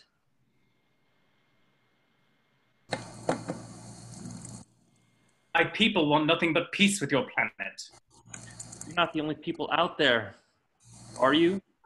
And you're not the only threat. The world's filling up with people who can't be matched. Controlled. Like you controlled the cube. Your work with the Tesseract is what drew Loki to it, and his allies. It is the signal to all the realms that the Earth is ready for a higher form of war. A higher form? You forced our hand. We had to come up with something. Nuclear deterrent? Because that always calms everything right down. Remind me again how you made your fortune, Stark? Wait, hold on. How's this now about me? I thought humans were more evolved than this. Excuse me, did we come to your planet and blow stuff up? As the team argues, they don't realize the blue gem on Loki's scepter is glowing brightly. Inside the aircraft carrier, outside the helicarrier, a lone helicopter slowly hovers over the ship. 661 Bravo, please relay your passcode. What is your hull, over? Arms to ammunition. Over. Inside the helicopter, Barton and his crew suit up and arm themselves. Barton pulls out his high-tech bow and arrows. Inside Banner's lab, morning. Back in the lab, the egos of everyone in the room are rubbing off each other, and at any moment, the shit will hit the fan. You speak of control, yet you court chaos. It's his MO, isn't it? I mean, what are we, a team? No. We're a chemical mixture that makes chaos. We're a time bomb. You need to step away. Why shouldn't the guy let off a little steam? You know damn well why. Back off. Oh, I'm starting to want you to make me. Big man in a suit of armor, take that off. What are you? Genius, billionaire, playboy, philanthropist. I know guys with none of that, worth 10 of you. The only thing you really fight for is yourself. You're not the guy to make the sacrifice play, to lay down on a wire and let the other guy crawl over you. I think I just cut the wire. Always a way out. You know, you may not be a threat, but you better stop pretending to be a hero. A hero like you? You're Lab Rat Rogers. Everything special about you came out of a bottle. Outside the helicarrier, the ramp of the carrier opens. The carrier maneuvers next to one of the large turbine machines. Barton stands at the base, holding out his bow. He pulls out a grenade-tipped arrow, points it right at the engine. Then Barton moves his aim and points the arrow about 100 feet from the engine. He releases. The arrow flies, but then sharply heads for the engine. The arrow punctures the engine. It has a visible timer, which is counting down.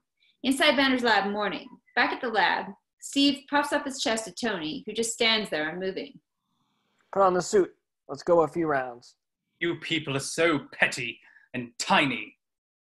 Agent Romanoff, would you escort Dr. Banner back to his... Where? You rented my room.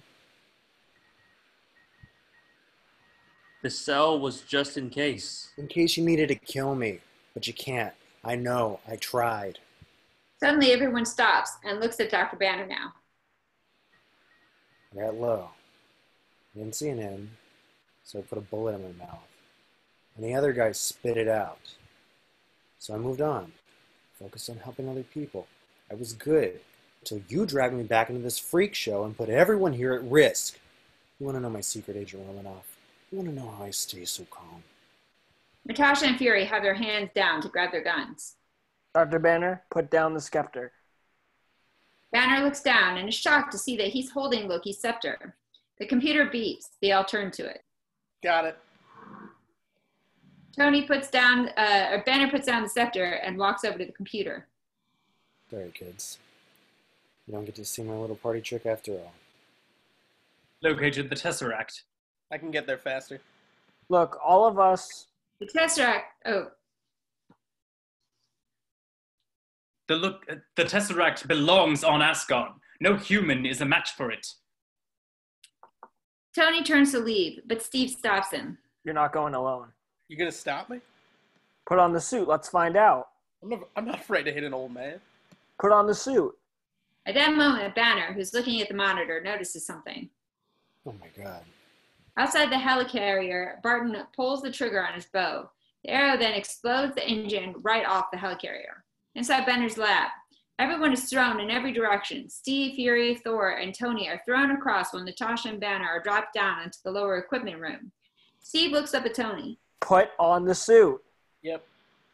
Inside the helicarrier bridge, pandemonium erupts. Emergency alarms set off, fire extinguishers activate near surrounding fires, and every agent is in a spinning scramble to put for their positions and arraignments.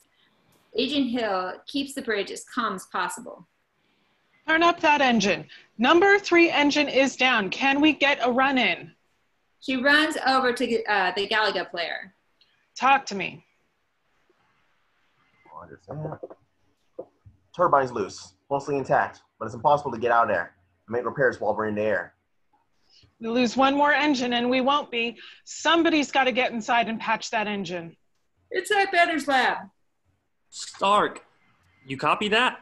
I'm on it.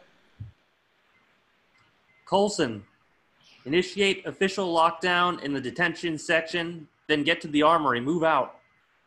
Inside the helicarrier bridge, Agent Coulson runs out of the bridge.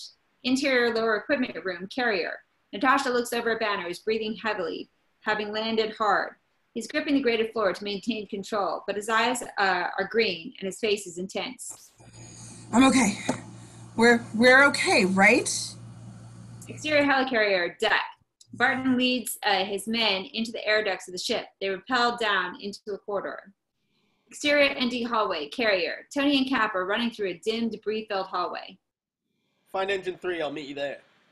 Cap peels off as Tony approaches the tech room. Inside, Tony's Iron Man suit stands waiting, lit from above in all its glory. Inside the lower crewman room, carrier. Camera on Banner's face in the dim light as he struggles to suppress the rage. But his face is growing, changing slowly. Natasha pulls herself painfully free, talking to Banner. Doctor! Bruce, you gotta fight it. This is just what Loki wants. We're gonna be okay. Listen to me. 2 approaching S.H.I.E.L.D. soldiers arrive to check on her. She fiercely waves them away. They bolt out of there. We're gonna be okay, right? I swear on my life I will get you out of this. You will walk away and never... Your life? His voice has a change in it. The bitter amusement is morphing into a growling threat.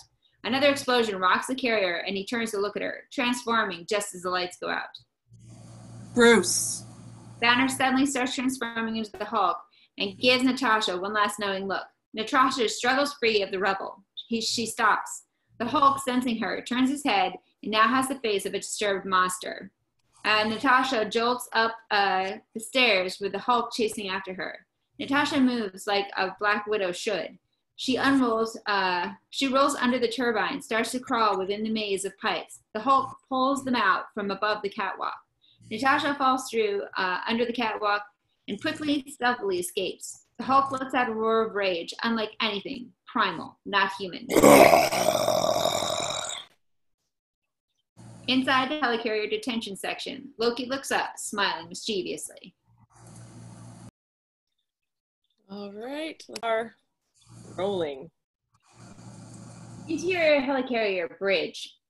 Fury runs in and sees the chaos has increased, even more than before. The helmsman is in complete disarray. Bring the carrier inwards and head south. Takes to the water. Why water? Navigation's recalibrated after the engine failure. Is the sun coming up? Yes, sir. Then put it on the left. Get us over water. One more turbine goes down and we drop. Exterior helicarrier, port side. Captain America, pushing with all his strength the door to port side, sees S.H.I.E.L.D. tech in full oxygen mask shoot fire extinguishers and cover from sparks, largely unable to do anything. Engine 3 is totally dead. A large chunk of the port side is torn off. Stark, I'm here. Good. See what we got. Tony flies in his Iron Man suit and gets close to the damaged engine. Then he observes with his view screen the damaged engine and its layouts. I gotta get this superconducting cooling system back online before I access the routers and work on dislodging the debris. Exterior helicarrier, port side. Iron Man begins pulling the stuck rotors and looks over at Steve. I need you to get that engine control panel and tell me which relays are in overload position. Iron Man flies into the giant cooling conductors. Captain America jumps over to the other side of the broken railing. Captain America gets himself to the control panel and opens it up. What's it look like in there? Seems to run on some form of electricity. Well, you're not wrong. Interior lower equipment room, carrier. Natasha continuously crawls under the catwalk. She stops. Then, boom, boom, boom. The room vibrates rhythmically. Natasha pulls out her gun and slowly walks out onto the catwalk and spins as there is a roar from behind her. Natasha fires a shot into the liquid nitrogen pipe that hits the Hulk in the face. The Hulk smashes the shit out of it. Natasha begins to run through the maze of corridors. The sound of the monster is coming from behind her. Finally, she reaches a long corridor. As she runs, behind her, the Hulk tears up the hallway, coming after her. Natasha turns in time to see the Hulk slap her into the wall before smashing into the ground himself. Natasha looks up. A fear she's never felt begins to seep out. The Hulk raises his hand and is knocked off his feet by Thor, who tackles him into the next room. Interior helicarrier, aircraft port. Both Thor and Hulk roll across the floor. Every person runs the hell out. Thor looks up at this magnificent beast. The Hulk stands up and makes his move. Swing and a miss. Thor swings his massive hammer, and almost knocks Hulk off of his feet. Hulk keeps swinging and missing, which pisses him off. Finally, he brings down his arm, but Thor grabs it and wraps his body around it. We are not your enemies, Banner. Try to think. Hulk lifts his arm up to Thor's surprise, and he sends him flying as he punches Thor's face with the rest of his fist. Exterior helicopter, port side. Iron Man continuously blasts broken debris off the turbine engine. It's bad, but still flexible. The relays are intact. What's our next move? Even if I clear the rotors, this thing won't re-engage without a jump. I'm gonna go in there and push.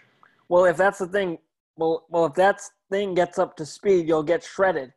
Then stay in the control unit and reverse polarity long enough to disengage the mech. Speak English. See that red lever?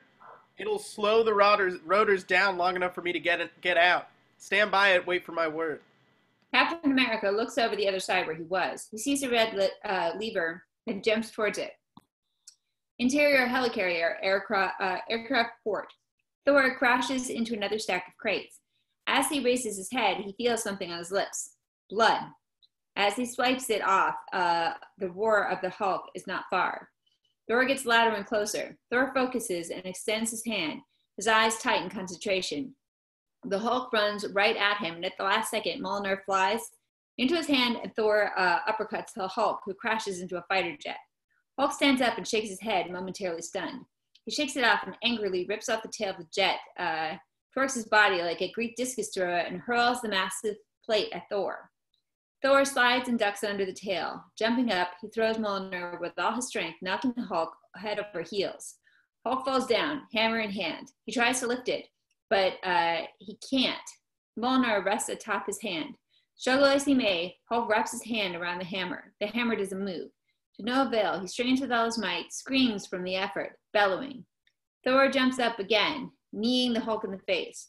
Thor grabs his hammer, jumps on him, using the hammer as a lock for his chokehold. Hulk tries to pull him off. Interior helicarrier bridge. Fury and Agent Hill look over their monitors. We need a full evac on the lower hangar bay. Agent Hill nods. She leaves to exit out, but a sliding grenade appears. Grenade! The grenade goes off, sending her down the steps. Fury fires a shot at the open entrance. He moves over behind the side of the entrance. A handful of Barton's men enter. Watchful, ready, waiting. Fury steps out, his gun drawn. A shootout and hand-to-hand ensues, but Fury is unable to stop one of them, who is shot in the head by Agent Hill. Interior helicarrier, armory section. Agent Coulson walks up to the armory door. He places his head into a facial recognition scanner and walks into the room. Inside the helicarrier aircraft port, Hulk crashes from under the floor, sending Thor on his ass. Hulk grabs him by the neck. Interior helicarrier bridge. A gunfight opens up. Agents exchange fire with brutally efficient tactical soldiers. Sir, the Hulk and Thor are in shuttles levels 2, 3, and 4. Sir, the Hulk will tear this place apart. Get his attention. Escort 606, proceed to 270 main shuttle. Don't get too close. Copy that. Exterior sky. Escort 606 jet banks to the right, heads towards the shuttle. Outside the shuttle, Escort 606 pilot slowly makes his way in. See the action going on between Thor and Hulk. Target acquired. Target engaged.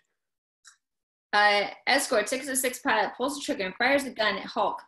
A shower of bullets spray the Hulk everywhere. Thor ducks for cover. The Hulk turns around, letting out his primal roar. He jumps up, takes a running start, and leaps. Escort 606 pilot looks scared as hell. Target angry. Target angry. Hulk lands on the jet nose, and the jet spins wildly. As the Hulk tears it apart, Escort 606 pilot pulls his ejection seat, but the Hulk catches him and waves him around and then throws him away. Escort 606 pilot pulls his parachute. The jet explodes. The Hulk plummets to the earth, roaring his swan song.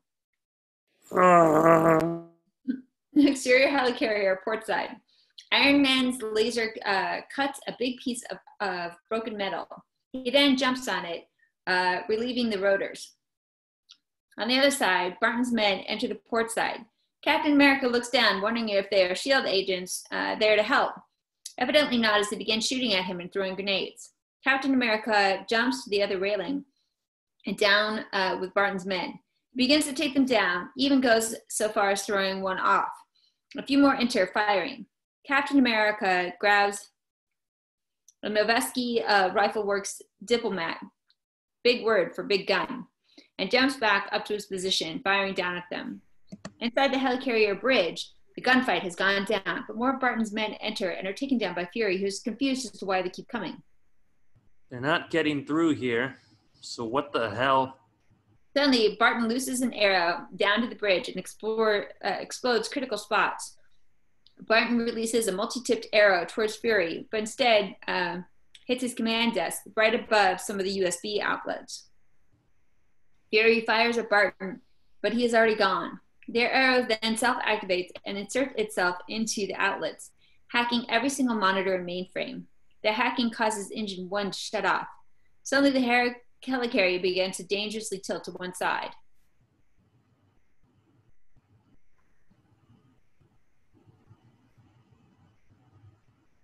Agent Sitwell? Sir, we've lost all power to the engine. It's Barton. He took out our systems. He's headed for the detention level. Does anybody copy? Inside lower equipment room, carrier, still shaken by the Hulk ordeal, Natasha sits there rocking back and forth. Summoning back all her coolness, she touches her earpiece. This is Agent Romanoff. I copy. Natasha springs up and runs for Barton. Exterior helicarrier port side day. Iron Man begins to push the rotor using the boosters from his boots. Stark, we're losing altitude. Yeah, I noticed. The rotors start propelling faster and faster as Iron Man's boosters get more and more bright. On the other side, Captain America continuously shoots at Barton's men. Suddenly, Captain America loses the uppercut and slides off the railing, but he grabs onto a loose cable. Interior helicarrier detention section. Thor runs into the detention section where he finds Loki escaping from the containment cell. No! Thor charges at his brother. Loki walks up to him and crouches down to attack. Thor goes through him. The false Loki dissipates into nothingness. The real Loki comes out from behind the cell door, which closes on Thor, locking him up. Loki smiles. Are you ever not going to fall for that? Interior lower equipment room carrier. Barton walks alone down the catwalk. In a lightning-fast move, Barton knocks an arrow and points it at Natasha. A hand-to-hand fight ensues. Natasha calls her way around Barton, making Barton drop his bow, but he pulls a knife on her. Interior helicarrier detention section. Thor, in a fit of anger, slams Mjolnir into the glass cell. To his surprise, the cell door only cracks, but violently shakes the ship. Loki smiles and walks to the control panel. The humans think us immortal. Shall we test that?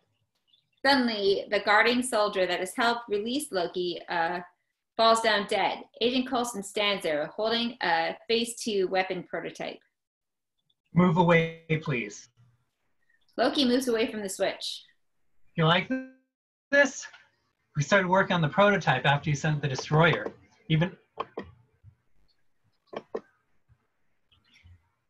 I don't know what it does. You want to find out? Suddenly, he lets out a loud gasp. Agent Coulson is impaled through the chest by Loki's scepter. The real Loki stands behind Coulson. No! Loki sends Agent Coulson flying against the wall. Agent Coulson slumps down, breathing shallowly. Loki makes his way to the control switch. He gives his brother one last look. Thor looks at him angrily. Loki opens up the hatch and hits the button and drops Thor out of the ship. Interior lower equipment room carrier. Barton and Natasha continue attacking each other. Natasha kickboxes Barton's face. Feeling that, Barton takes a swing at her, but she grabs his arm, twisting it. Barton writhes in pain. Using his other arm, he tosses the knife over and begins to slash at Natasha. She dodges every move, but finds herself in a lockhold with him. As he forces the knife down, she bites his wrist. Barton lets go of the knife. Natasha wraps her legs around his neck, flips him over, and arm locks him. She slams his head into a pipe rail. Barton goes down hard. He looks up at her, almost coming to his real senses. Asha? Natasha cold cocks him. Barton is out. Exterior sky. Thor, trapped in a glass cage, bounces off the jumbling cell pod. As it draws closer to land, Thor tries to swing at glass, but misses. Land draws closer. In a final attempt before crashing, Thor positions himself onto the glass door and leapfrogs just as the cage is about to hit the ground. The cell crashes into the shore as Thor crashes out onto a nearby meadow. Interior helicarrier detention section. Loki has no remorse as he looks down to where Thor fell. He closes the hatch and proceeds to leave when he hears a weak voice. You're gonna lose. Am I? It's in your nature. Your heroes are scattered. Your floating fortress falls from the sky. Where is my disadvantage? You lack conviction. I don't think I... Agent Coulson shoots Loki with a Space 2 weapon prototype, causing Loki to be blown through a wall behind him. So that's what it does. Interior helicarrier bridge. Back at the bridge, Fury sees on his view screen that the hatch has been opened. Knowing Agent Coulson was sent there, he goes to exterior helicarrier port side. Iron Man continuously spins engine 3, giving it all he has. The rotors are propelling properly and getting faster. The helicarrier levels itself. Cap, I need the lever! I need a minute here. Lever, now! Tony, let's go with the rotors. They spin by themselves. Tony is caught in one. He slips into the rotors, getting chewed up. Exterior helicarrier port side. Captain America climbs up the loose cable and reaches the railing. Barton's man opened fire once more. Captain America pulls himself up, finally pulls the lever. A vent opens up from engine 3 and Iron Man falls out. The suit is heavily damaged, hardly keeping him up. Iron Man heads for Cap. Barton's man turns his aim to Iron Man, who tackles him into the wall. Iron Man rolls over tired. Cap lets out a sigh of relief. Outside the helicarrier that brought Barton and his team now leaves, taking Loki and his scepter. The copter flies off into the distance. Inside the helicarrier detention section, Fury runs in, finding Agent Coulson still alive, but barely. Sorry, boss. They got rabbited. Stay awake. Eyes on me. No, I'm clocked out here. Not an option. It's okay, boss. This was never going to work. If they didn't have something to... Agent Coulson looks away, sighs his last breath. Nick Fury looks grimly at Coulson. Exterior helicarrier bridge. Agent Coulson is down. Agent Hill is being treated for a gash in her head and listens on her headset, standing up. Steve and Tony listen in as well. Paramedics are on their way. They're here. They called it. Interior helicarrier bridge. Fury gathers Tony and Steve back into the briefing room. Everyone there has a look as if in a daze. A look of numb shock is shown on their devastated faces. These were in Phil Coulson's jacket. Guess he never did get you to sign them. Fury throws Coulson Captain America trading cards on the table towards Steve. Steve picks them up. They're stained with blood. We're dead in the air up here. Our communications, location of the cube, Banner, Thor. I got nothing for you. Lost my one good eye. Maybe I had that coming. Yes, we were going to build an arsenal with the Tesseract. I never put all my chips on that number though, because I was playing something even riskier. There was an idea, Stark knows this, called the Avengers Initiative. The idea was to bring together a group of remarkable people, see if they could become something more, see if they could work together when we needed them to fight the battles that we never could. Phil Coulson died still believing in that idea in heroes. Well, it's an old-fashioned notion. Exterior meadow. Thor walks out far into the meadow. He looks down and sees Mjolnir. Interior abandoned building. Banner wakes up in human form. He looks around and sees he is in a pile of rubble and looks up the open ceiling he crashed through. He is completely naked. A security guard stands there amazed. You fell out of the sky. Did I hurt anybody? There's nobody around here to get hurt. You did scare the hell out of some pigeons, though. Lucky. Or just good aim. You were awake when you fell. You saw? Whole thing. Right through the ceiling, big, green, buck-ass nude. Here. He throws Banner a pair of big pants, and Banner pulls them on. I didn't think those would fit you until you shrunk down to a regular size, fella. Thanks. Thank you. You an alien? What? From outer space. An alien? No. Well then, son, you got a condition. Interior helicarrier medical room. Barton is strapped down. Natasha watches over him as Barton tries to shake off Loki's mind control. Clint, you're gonna be all right. You know that? Is that what you know? The guy going through, though. You gotta flush him out. We don't have that long. It's gonna take time. You don't understand. Maybe I had someone take your brain and pull you out, send something else in. You know what it's like to be unmade. You know that I do. Why am I back? I have to get him out. Cognitive recalibration. I hit you really hard in the head. Thanks, Tasha. How many agents? Don't do that to yourself, Clint. This is Loki. This is monsters and magic and nothing we're ever trained for. Loki? Got away? Yeah. Don't suppose you know where. I didn't need to know. I didn't ask. He's gonna make his play soon, though. Today. We gotta stop him. Yeah? Who's we? I don't know. Whoever's left. Well, we're putting Aaron in Loki's eye socket. That's better, I suppose. Now you sound like you. But you don't. You're a spy, not a soldier. Now you want to wait in war? Why? What did Loki do to you? He didn't. Tasha. I've been compromised. I got red in my ledger. I'd like to wipe it out. Interior helicarrier detention section. Tony looks at the small cell container that once belonged to Agent Coulson. He stands there, not saying a word. Steve walks in. Was he married? No, there was a cellist, though, I think. I'm sorry, he seemed like a good man. He was an idiot. Why? For believing? For taking on Loki alone. He was doing his job. He was out of his league. He should have waited. He should have... Sometimes there isn't a way out, Tony.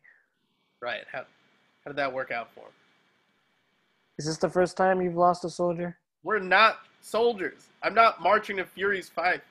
Neither am I. He's got the same blood on his hands as Loki does. Right now, we've got to put that aside and get this done. Now, Loki needs a power source. If we can put together a list... You made it personal. That's not the point. That is the point. That's Loki's point. He hit us all right where we live. Why? To tear us apart.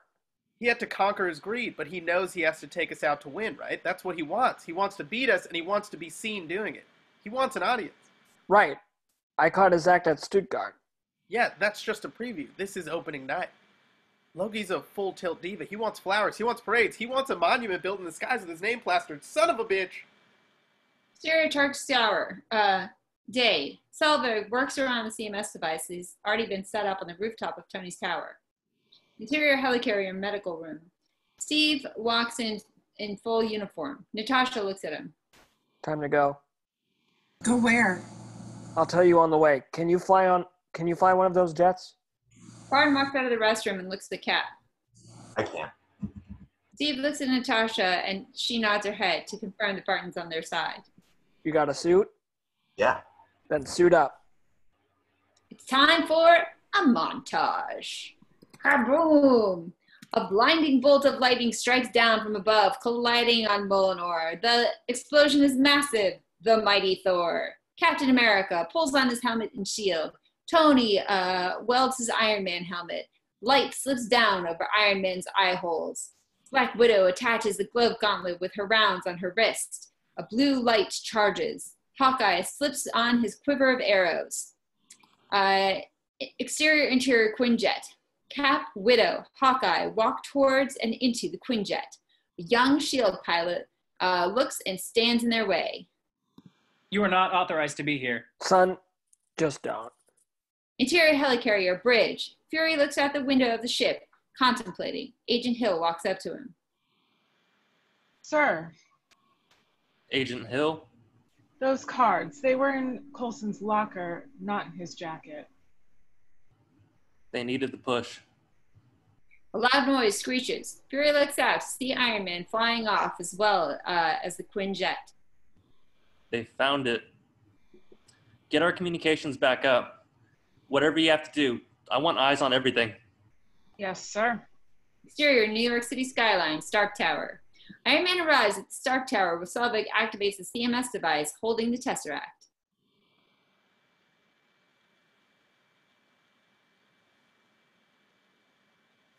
Sir, I took off the reactor.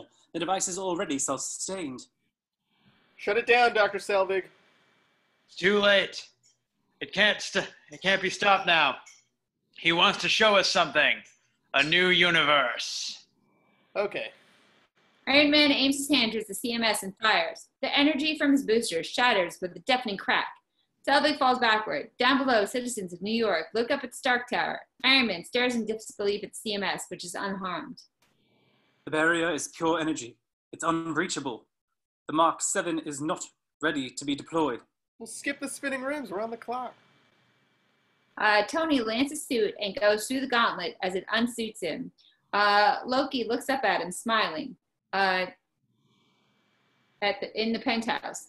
Interior Stark penthouse, day. Loki walks in holding the scepter. Tony casually walks up the steps towards the bar. Please tell me you're going to appeal to my humanity. Actually, I'm planning to threaten you. You should have left your suit on for that. Yeah, it's seen a bit of mileage. You've got the blue stick of destiny. Would you like a drink? Stoling me won't change anything. No, threatening. No drink? You sure? I'm having one. The Chitauri are coming. Nothing will change that. What have I to fear? The Avengers. That's what we're calling ourselves. Sort of like a team. Earth's mightiest heroes type of thing. Yes, I've met them. Yeah, it takes a while to get any traction. I'll give you that one. But let's do a headcount here. Your brother, the demigod, a super soldier, a living legend who kind of lives up to the legend, a man with breathtaking anger management issues, a couple of master assassins, and you, big fella, you've managed to piss off every single one of them. That was the plan. Not a great plan. When they come, and they will, they'll come for you. From underneath the bar table, Tony pulls out a colonet bracelet, a honing device. I have an army. We have a Hulk. I thought the beast had wandered off. You're missing the point. There's no throne. There's no version of this where you come out on top. Maybe your army comes, and maybe it's too much for us, but it's all on you. Because if we can't protect the Earth, you can damn well be sure we'll avenge it. How will your friends have time for me when they're so busy fighting you? Loki taps Tony on the chest with a scepter. Nothing. Confused. Loki tries again. Nothing. This usually works. Well, performance issues, you know. In anger, Loki grabs Tony by the throat and flings him across the room. Jarvis, anytime now. Loki grabs Tony by the throat again. You will all fall before me. Loki throws Tony out the window. Tony free falls down the tower. From behind Loki, an elevator opens, and a red pod shoots out. The pod laser signals the culinary bracelet on Tony. The pod begins to transform into the Mark 7 suit. It lashes onto Tony, and he becomes Iron Man once again. The suit flies up before he hits the ground, or the gazing people. Loki looks up, angry. And there's one other person you pissed off. His name was Phil. Loki raises the scepter. Iron Man fires at Loki, sending him on his ass. Exterior Stark Tower, day. Selvig looks up at the sky. The Tesseract's energy beams into the sky. The beam then forms a vortex, which opens up another portal. Exterior, the vastness of space. A hole in space rips open, and from it, the Chitauri army spills out in flying chariots, carrying energy rifles with a bayonet on the end. Right. Army. Iron Man flies up towards the portal. From his shoulders, a miniature multiple rocket launcher pops out and fires. Like the Jericho missile, several targets are taken down, unlike no missiles. It's useless. Thousands of Chitauri fly out. Iron Man flies towards the city. Exterior Manhattan, day. The Chitauri unleash. New Yorkers fill the streets, staring at the firefight in the distance. Boom! The Chitauri unleashes blasts as it goes, blowing up cars, setting storefronts aflame. An explosion rips out the windows of the top corner of the building. Flaming stone rained down, a domino effect of explosions rippling across the bridge. Exterior Stark Tower. Loki walks onto the balcony as the sounds of the Chitauri ring out. Ymir-Myers' soon-to-be kingdom. Thor lands on the tower. Loki turns to his enemy. Loki, turn off the Tesseract or I'll destroy it. You can't. There's no stopping it. There is only the war. So be it. Loki and Thor rush at each other. They and their weapons collide. The two battle. Loki unleashes more pent-up rage and jealousy. Thor having no choice but to defend himself. Exterior Manhattan. Soldiers and cops have taken position covering the streets. They see from the sky Iron Man leading a trail of Chitauri towards his tower. Exterior sky. The Quinjet booms onto the city. Stark, we're heading northeast. What, did you stop for a drive-thru? Swing up Park, I'm gonna lay him out for you. Exterior Stark Tower day. Iron Man banks around his tower, sees Thor and Loki still going at it. Iron Man swoops down the street, causing Chitauri to crash. Flying up, Iron Man puts the following Chitauri into view of the Quinjet. Black Widow takes out a machine gun and fires at the Chitauri. Sir, we have more incoming. Fine, let's keep them occupied. Exterior Stark Tower. Thor and Loki battle savagely. Loki fires energy from the scepter, sending Thor sliding across the floor. Interior Quinjet. Hawkeye looks out to his left, finding a target. He banks the jet towards Stark Tower, aims the minigun at Loki. Loki aims the scepter at the Quinjet and fires a blast of energy. Thor gets to his feet, tackling Loki down hard. The Quinjet is soon caught on fire. Hawkeye maneuvers one wing of the jet.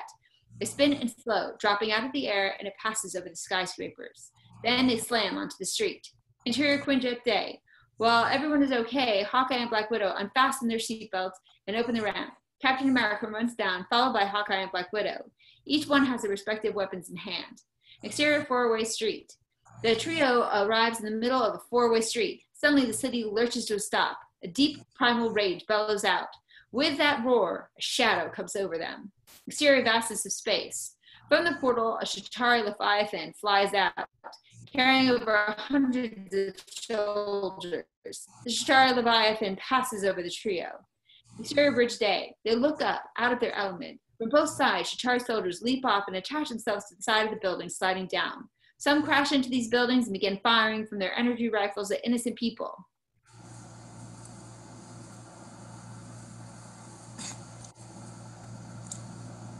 Yep. Stark, are you seeing this? I'm seeing, still working on believing. Where's Banner? Has he shown up yet? Banner? Just keep me posted. Jarvis, find me a soft spot. Iron Man quietly flies behind in parallel with the Chitauri Leviathan. Exterior Stark Tower day. Thor holds down Loki's face straight ahead, forcing him to watch the city falling to ash. Look at this. Look around you. You think this madness will end with your rule? It's too late. It's too late to stop it. No, we can. Together. Loki looks at his brother, showing a sign of hope. Then Loki stabs Thor with a small knife, and Thor kneels over. Sentiment.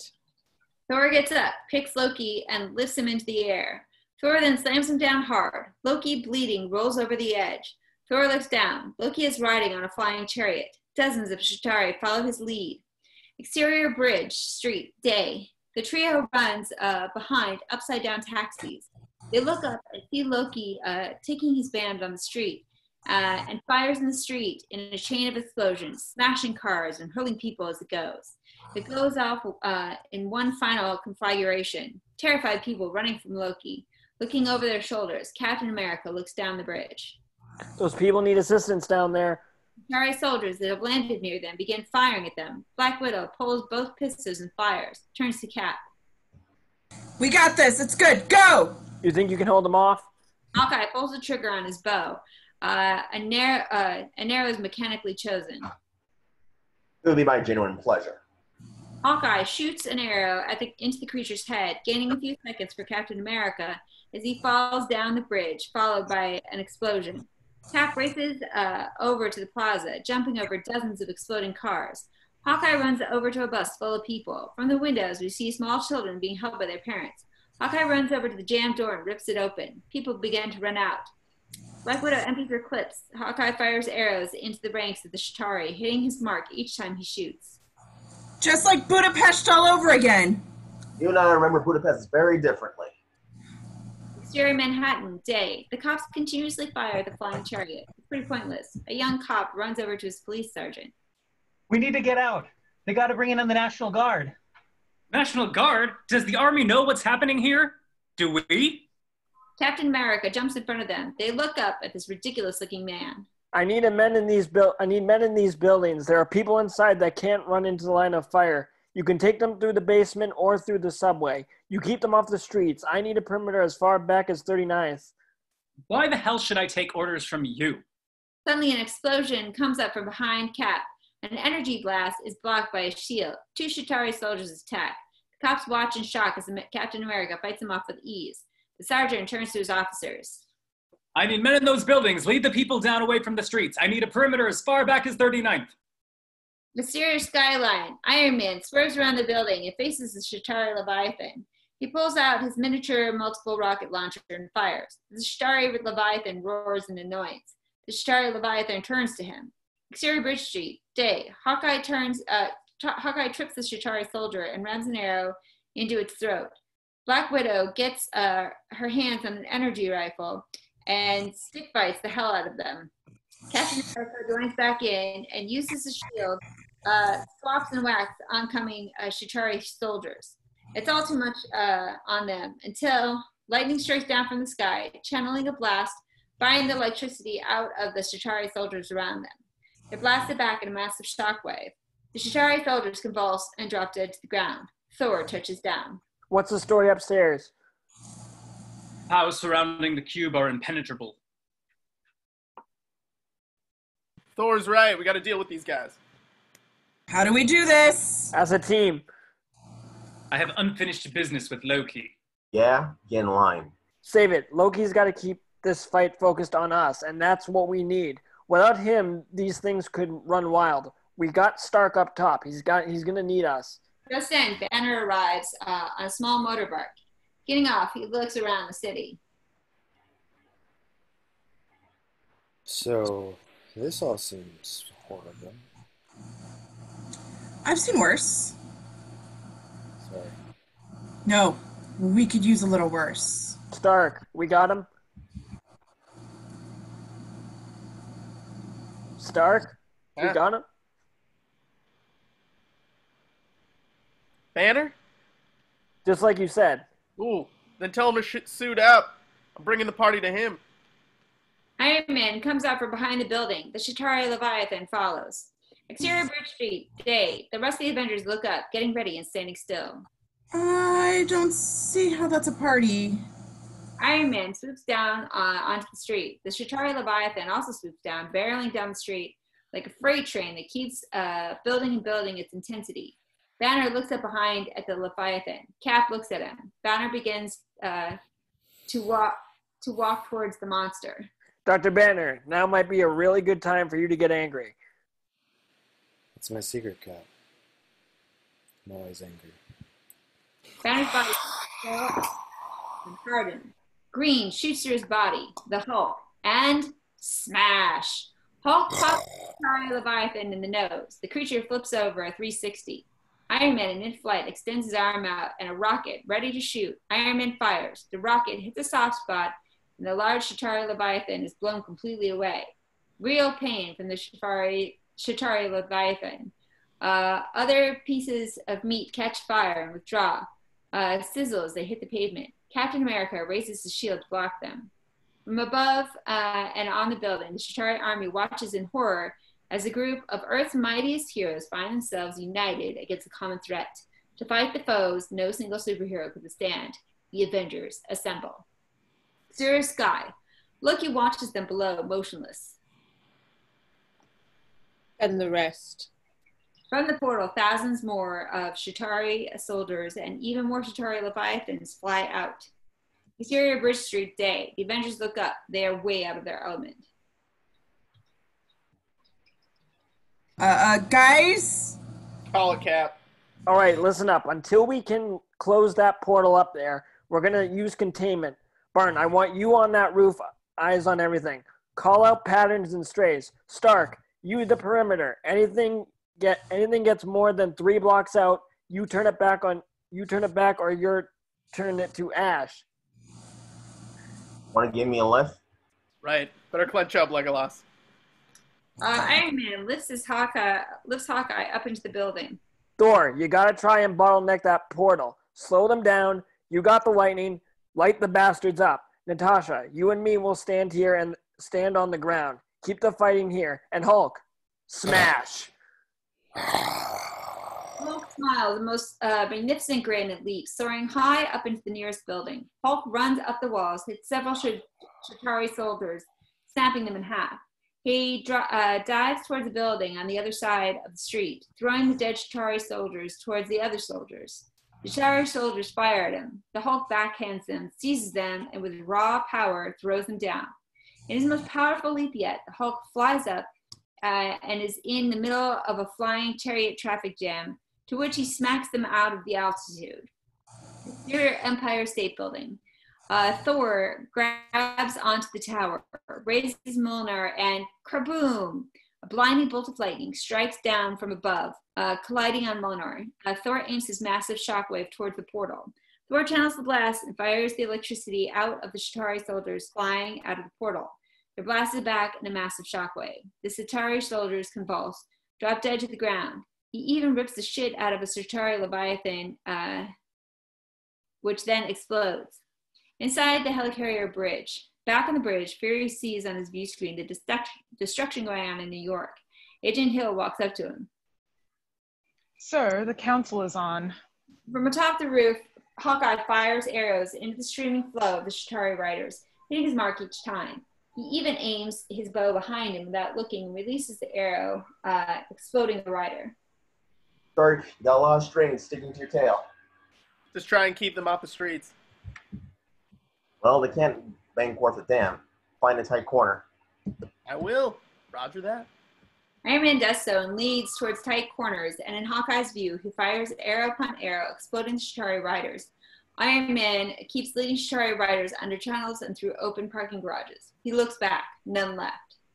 Nice call. What else you got? Well, Thor's taking down a squadron down on 6th.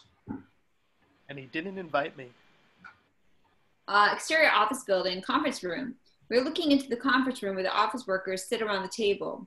But the noise has caught one of the workers' eyes, and then another. Soon they are all rising, stepping to the window, mesmerized with what lies beyond. Workers' POV, a Chitauri Leviathan swims right in front of them. Exterior office building, conference room. Suddenly another noise catches the workers' attention. The Hulk crashes through their floor, slashes his way through the room, pounding his way, and jumps out into the jaw of the Chitauri Leviathan.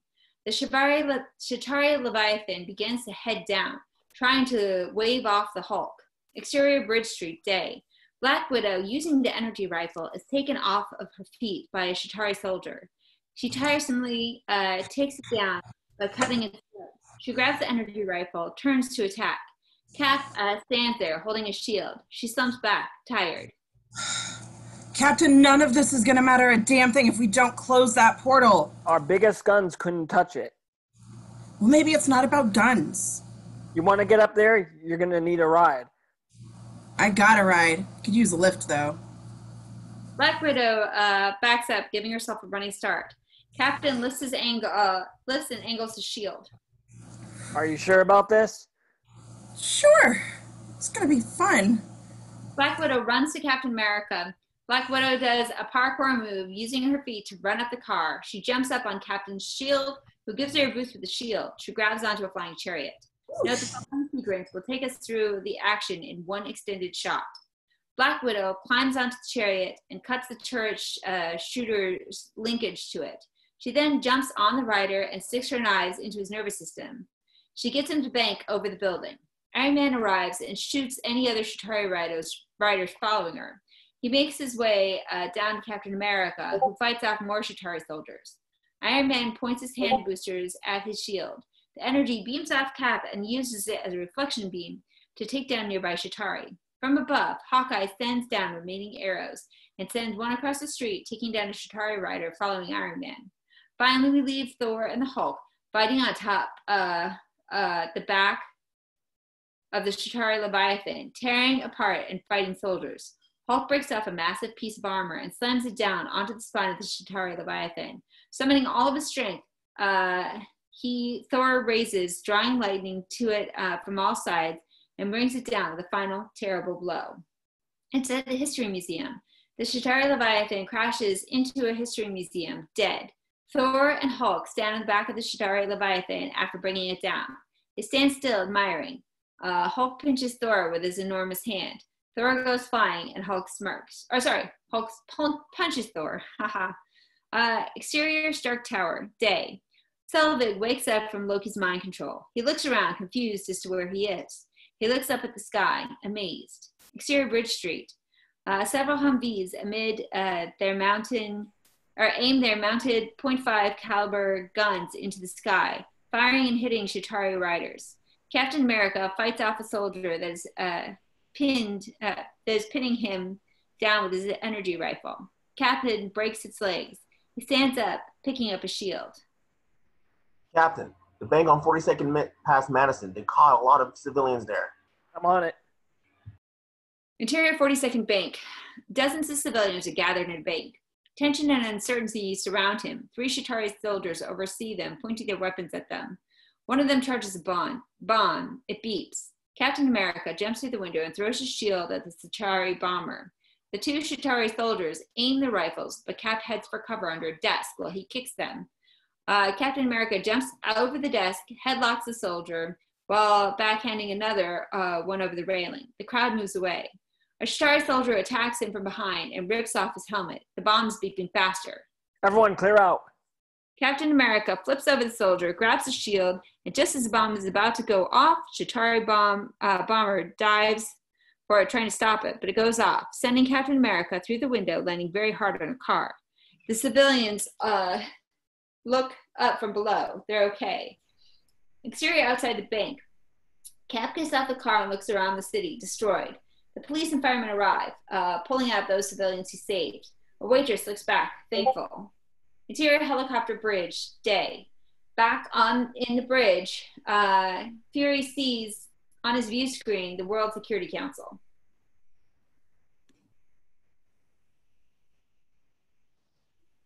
Director Fury, the council has made a decision. I recognize the council has made a decision, but given that it's a stupid-ass decision, I've elected to ignore it.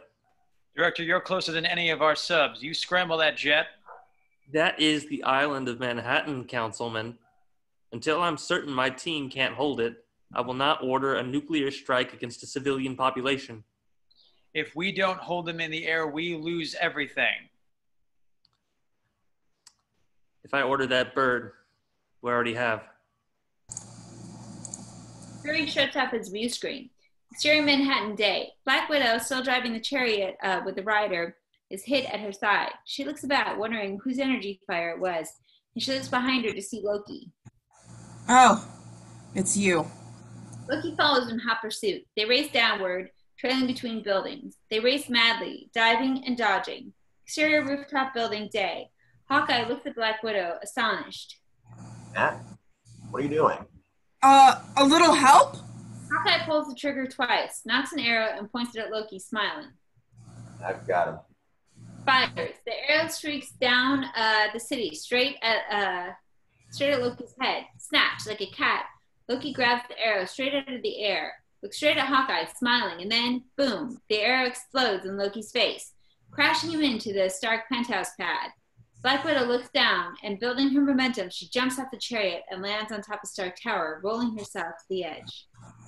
Interior exterior Stark penthouse, day. As Loki looks up, shocked at what just happened, the Hulk is leaping up and kicks Loki, sending him hurtling towards the glass window. He collapses as he hits the wall. The Hulk jumps in, ready to attack. Loki rolls himself up in a flurry of broken glass, standing up to the Hulk. Enough! You are, all of you are beneath me. I am a god, you dull creature, and I will not be bullied! Hulk grabs Loki by the legs and smashes him against the floor repeatedly before finally throwing him aside to the ground, flattened. Tiny god. Loki whimpers in pain. Exterior Stark Tower. Black Widow walks up to the CMS machine. Selvig, slumped down, weakened, looks at her desperately. The Tesseract's energy is firing towards the portal, gaining in strength at the surge of energy moving through the sky. Doctor. Loki Scepter, the energy. Tesseract can't fight against it. You can't protect yourself. It's not your fault. You didn't know what you were doing. Well, actually, I think I did. I built in a safety net to cut the power source. Loki's scepter. It might be able to close the portal. I'm looking right at it. Selvig looks down. He sees a gold gleam. Black Widow follows his gaze. Exterior Manhattan day. Thor rides on top of the chariot, smacking several riders with a hammer. As Thor takes the reins, the Chitauri Leviathan crashes through the building, knocking him down where Cap is fighting off soldiers. Iron Man flies right next to the Chitauri Leviathan and aims his laser booster at it. Nothing. Sir, we will lose power before you cut through that shell. Iron Man flies up ahead, facing the oncoming monster. Jarvis, have you ever heard of the tale of Jonah? I wouldn't consider him as a role model. Iron Man flies towards the Chitauri Leviathan, unleashing every arsenal on the suit. The Chitauri Leviathan opens its mouth. Iron Man flies in and bursts out the other end, making the Chitauri Leviathan collapse. Iron Man rolls down the street. The wind is knocked out of him. He looks up with an overwhelming sigh as a small band of Chitauri soldiers rush towards him, holding out their rifles. Exterior rooftop building, day. Hawkeye turns and fires his last arrow. Using his bow as a staff, he knocks some Chitauri soldiers before yanking his last arrow off the dead body of a Chitauri soldier. Hawkeye knocks the arrow, dives down the building, and fires his grappling arrow up into the side of the building. Falling down, Hawkeye finds some momentum and swings himself into the building and cannonballs in. Exterior Manhattan. The Hulk holds Chitauri soldiers by the face and slams them down. More keep coming. Hulk looks up. Hundreds of riders hover over him. They begin to fire energy blasts. Hulk takes them like he's running through a light rain, blocking the stream of streaking blasts as though swatting at bees. Exterior helicarrier deck. A lone pilot sits in his cockpit, listening.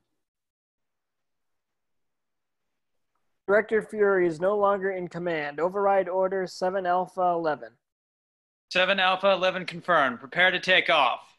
He ignites his engine. Interior helicarrier bridge. Back at the bridge, Agent Hill sees on her screen 7 Alpha 11 preparing to leave. Sir, we have a bird in motion. Anyone on the deck? We have a rogue bird. We need to shut it down. Repeat, takeoff is not authorized. Exterior helicarrier deck day. Nick Fury runs out to the deck, holding an Airtronic RPG-7. He takes aim and fires, hitting the tail end of the jet. The jet skids off the edge, pilot unharmed. Suddenly, another 7 Alpha 11 jet flies off. Fury stands there, knowing he can't do anything about it. Stark, you hearing me? We have a missile headed straight for the city. How long? 3 minutes at best. Stay low and wipe out the missile. Exterior Manhattan, Iron Man fights off as many Chitauri soldiers as he can sustain. Jarvis, put everything we got into the thrusters. I just did. Iron Man leaves the streets and flies up into the sky. Exterior sky. 7 Alpha 11 arrives outside the city. He flips the switch to press the button. He presses it. The missile is flying out to Manhattan.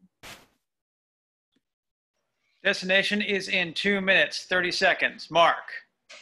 Exterior Manhattan, day. Captain America and Thor battle side by side. Cap and Thor both throw their respective weapons. Thor catches Molinar, but as Cap turns, an energy blast strikes him down hard. Thor runs over to a broken car and swings the hammer and flips the car up and over on its side, crushing a few Chitauri soldiers. Cap tries to get up. Thor helps him back to his feet. Cap raises his shield back up.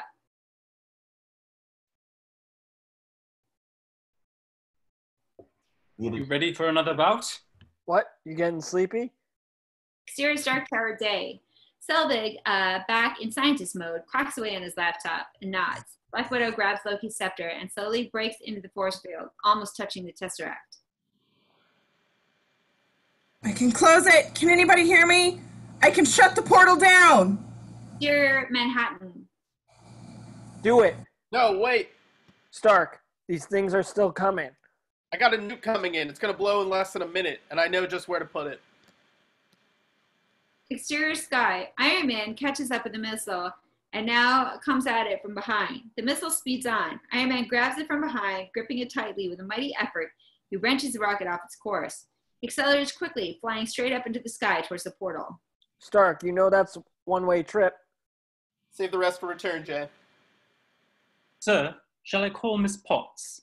Might as well. Interior Stark jet day. Pepper, along with her crew, watches on TV in horror the destruction in New York.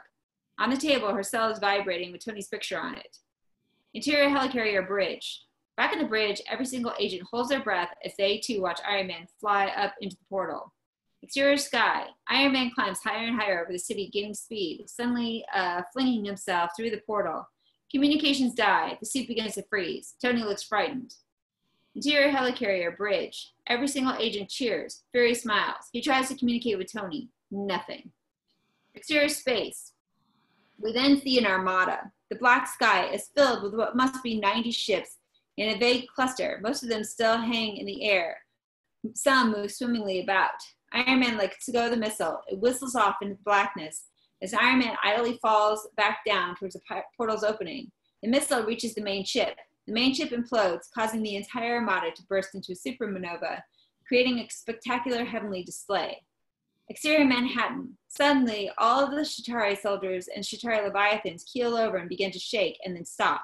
They all fall over. The Avengers look up at their comrade, not sure if he'll make it through.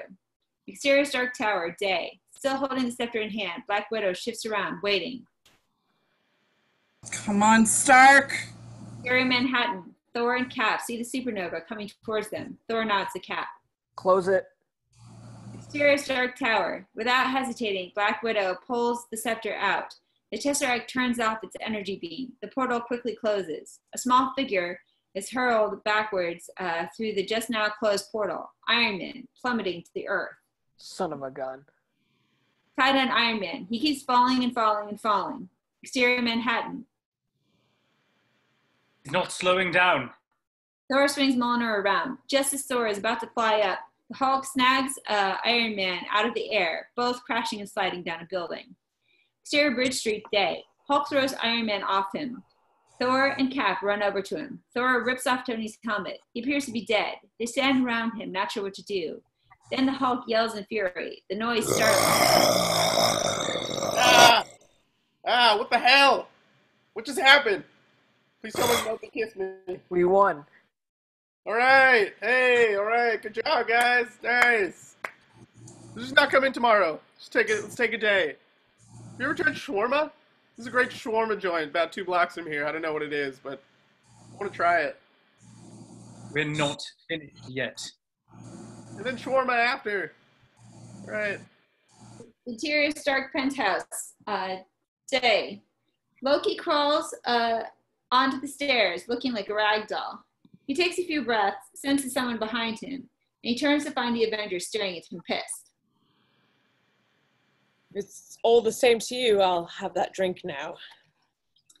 Interior S.H.I.E.L.D. analytical room, day, weeks later. Interior TV news montage about the Avengers. We see various reports of what happened. Some people agree that what the Avengers did was good, protecting the city. Others believe it was their cause. Superheroes in New York? Give me a break. These so-called heroes have to be held responsible for the destruction done to the city. This was their fight. Where are they now? What? That this is somehow their fault? Captain America saved my life. Wherever he is, wherever any of them are, I just want to say thank you. Interior Central Park, day. The Avengers take Thor and Loki, who is handcuffed and muzzled, to a blocked area. Thor shakes hands with his team and gives Selvig a hug. Tony opens the Tesseract case. Banner takes it out and places it inside a glass tube held by Thor.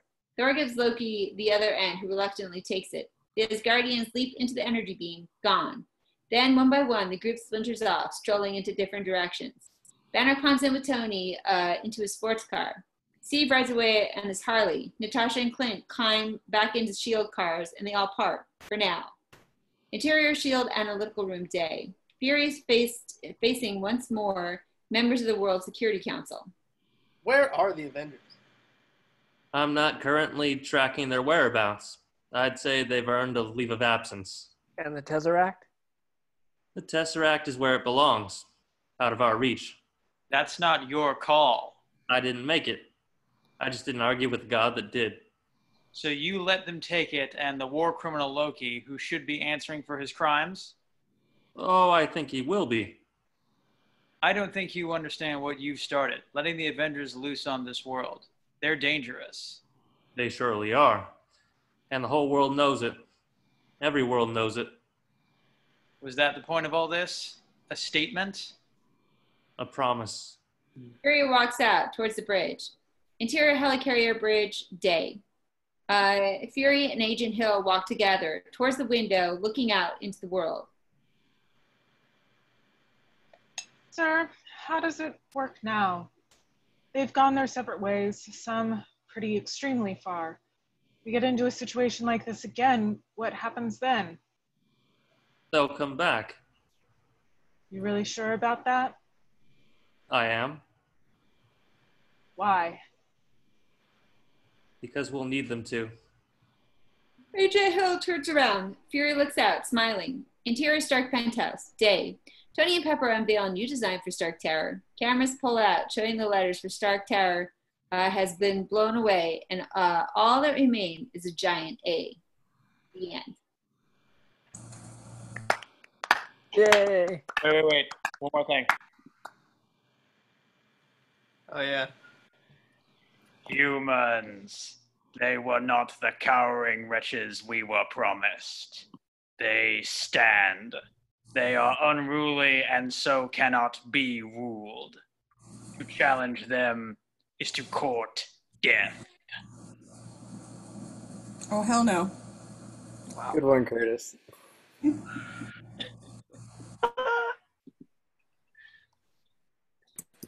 All right, now we're done. All right. Warm up. Doing the shawarma.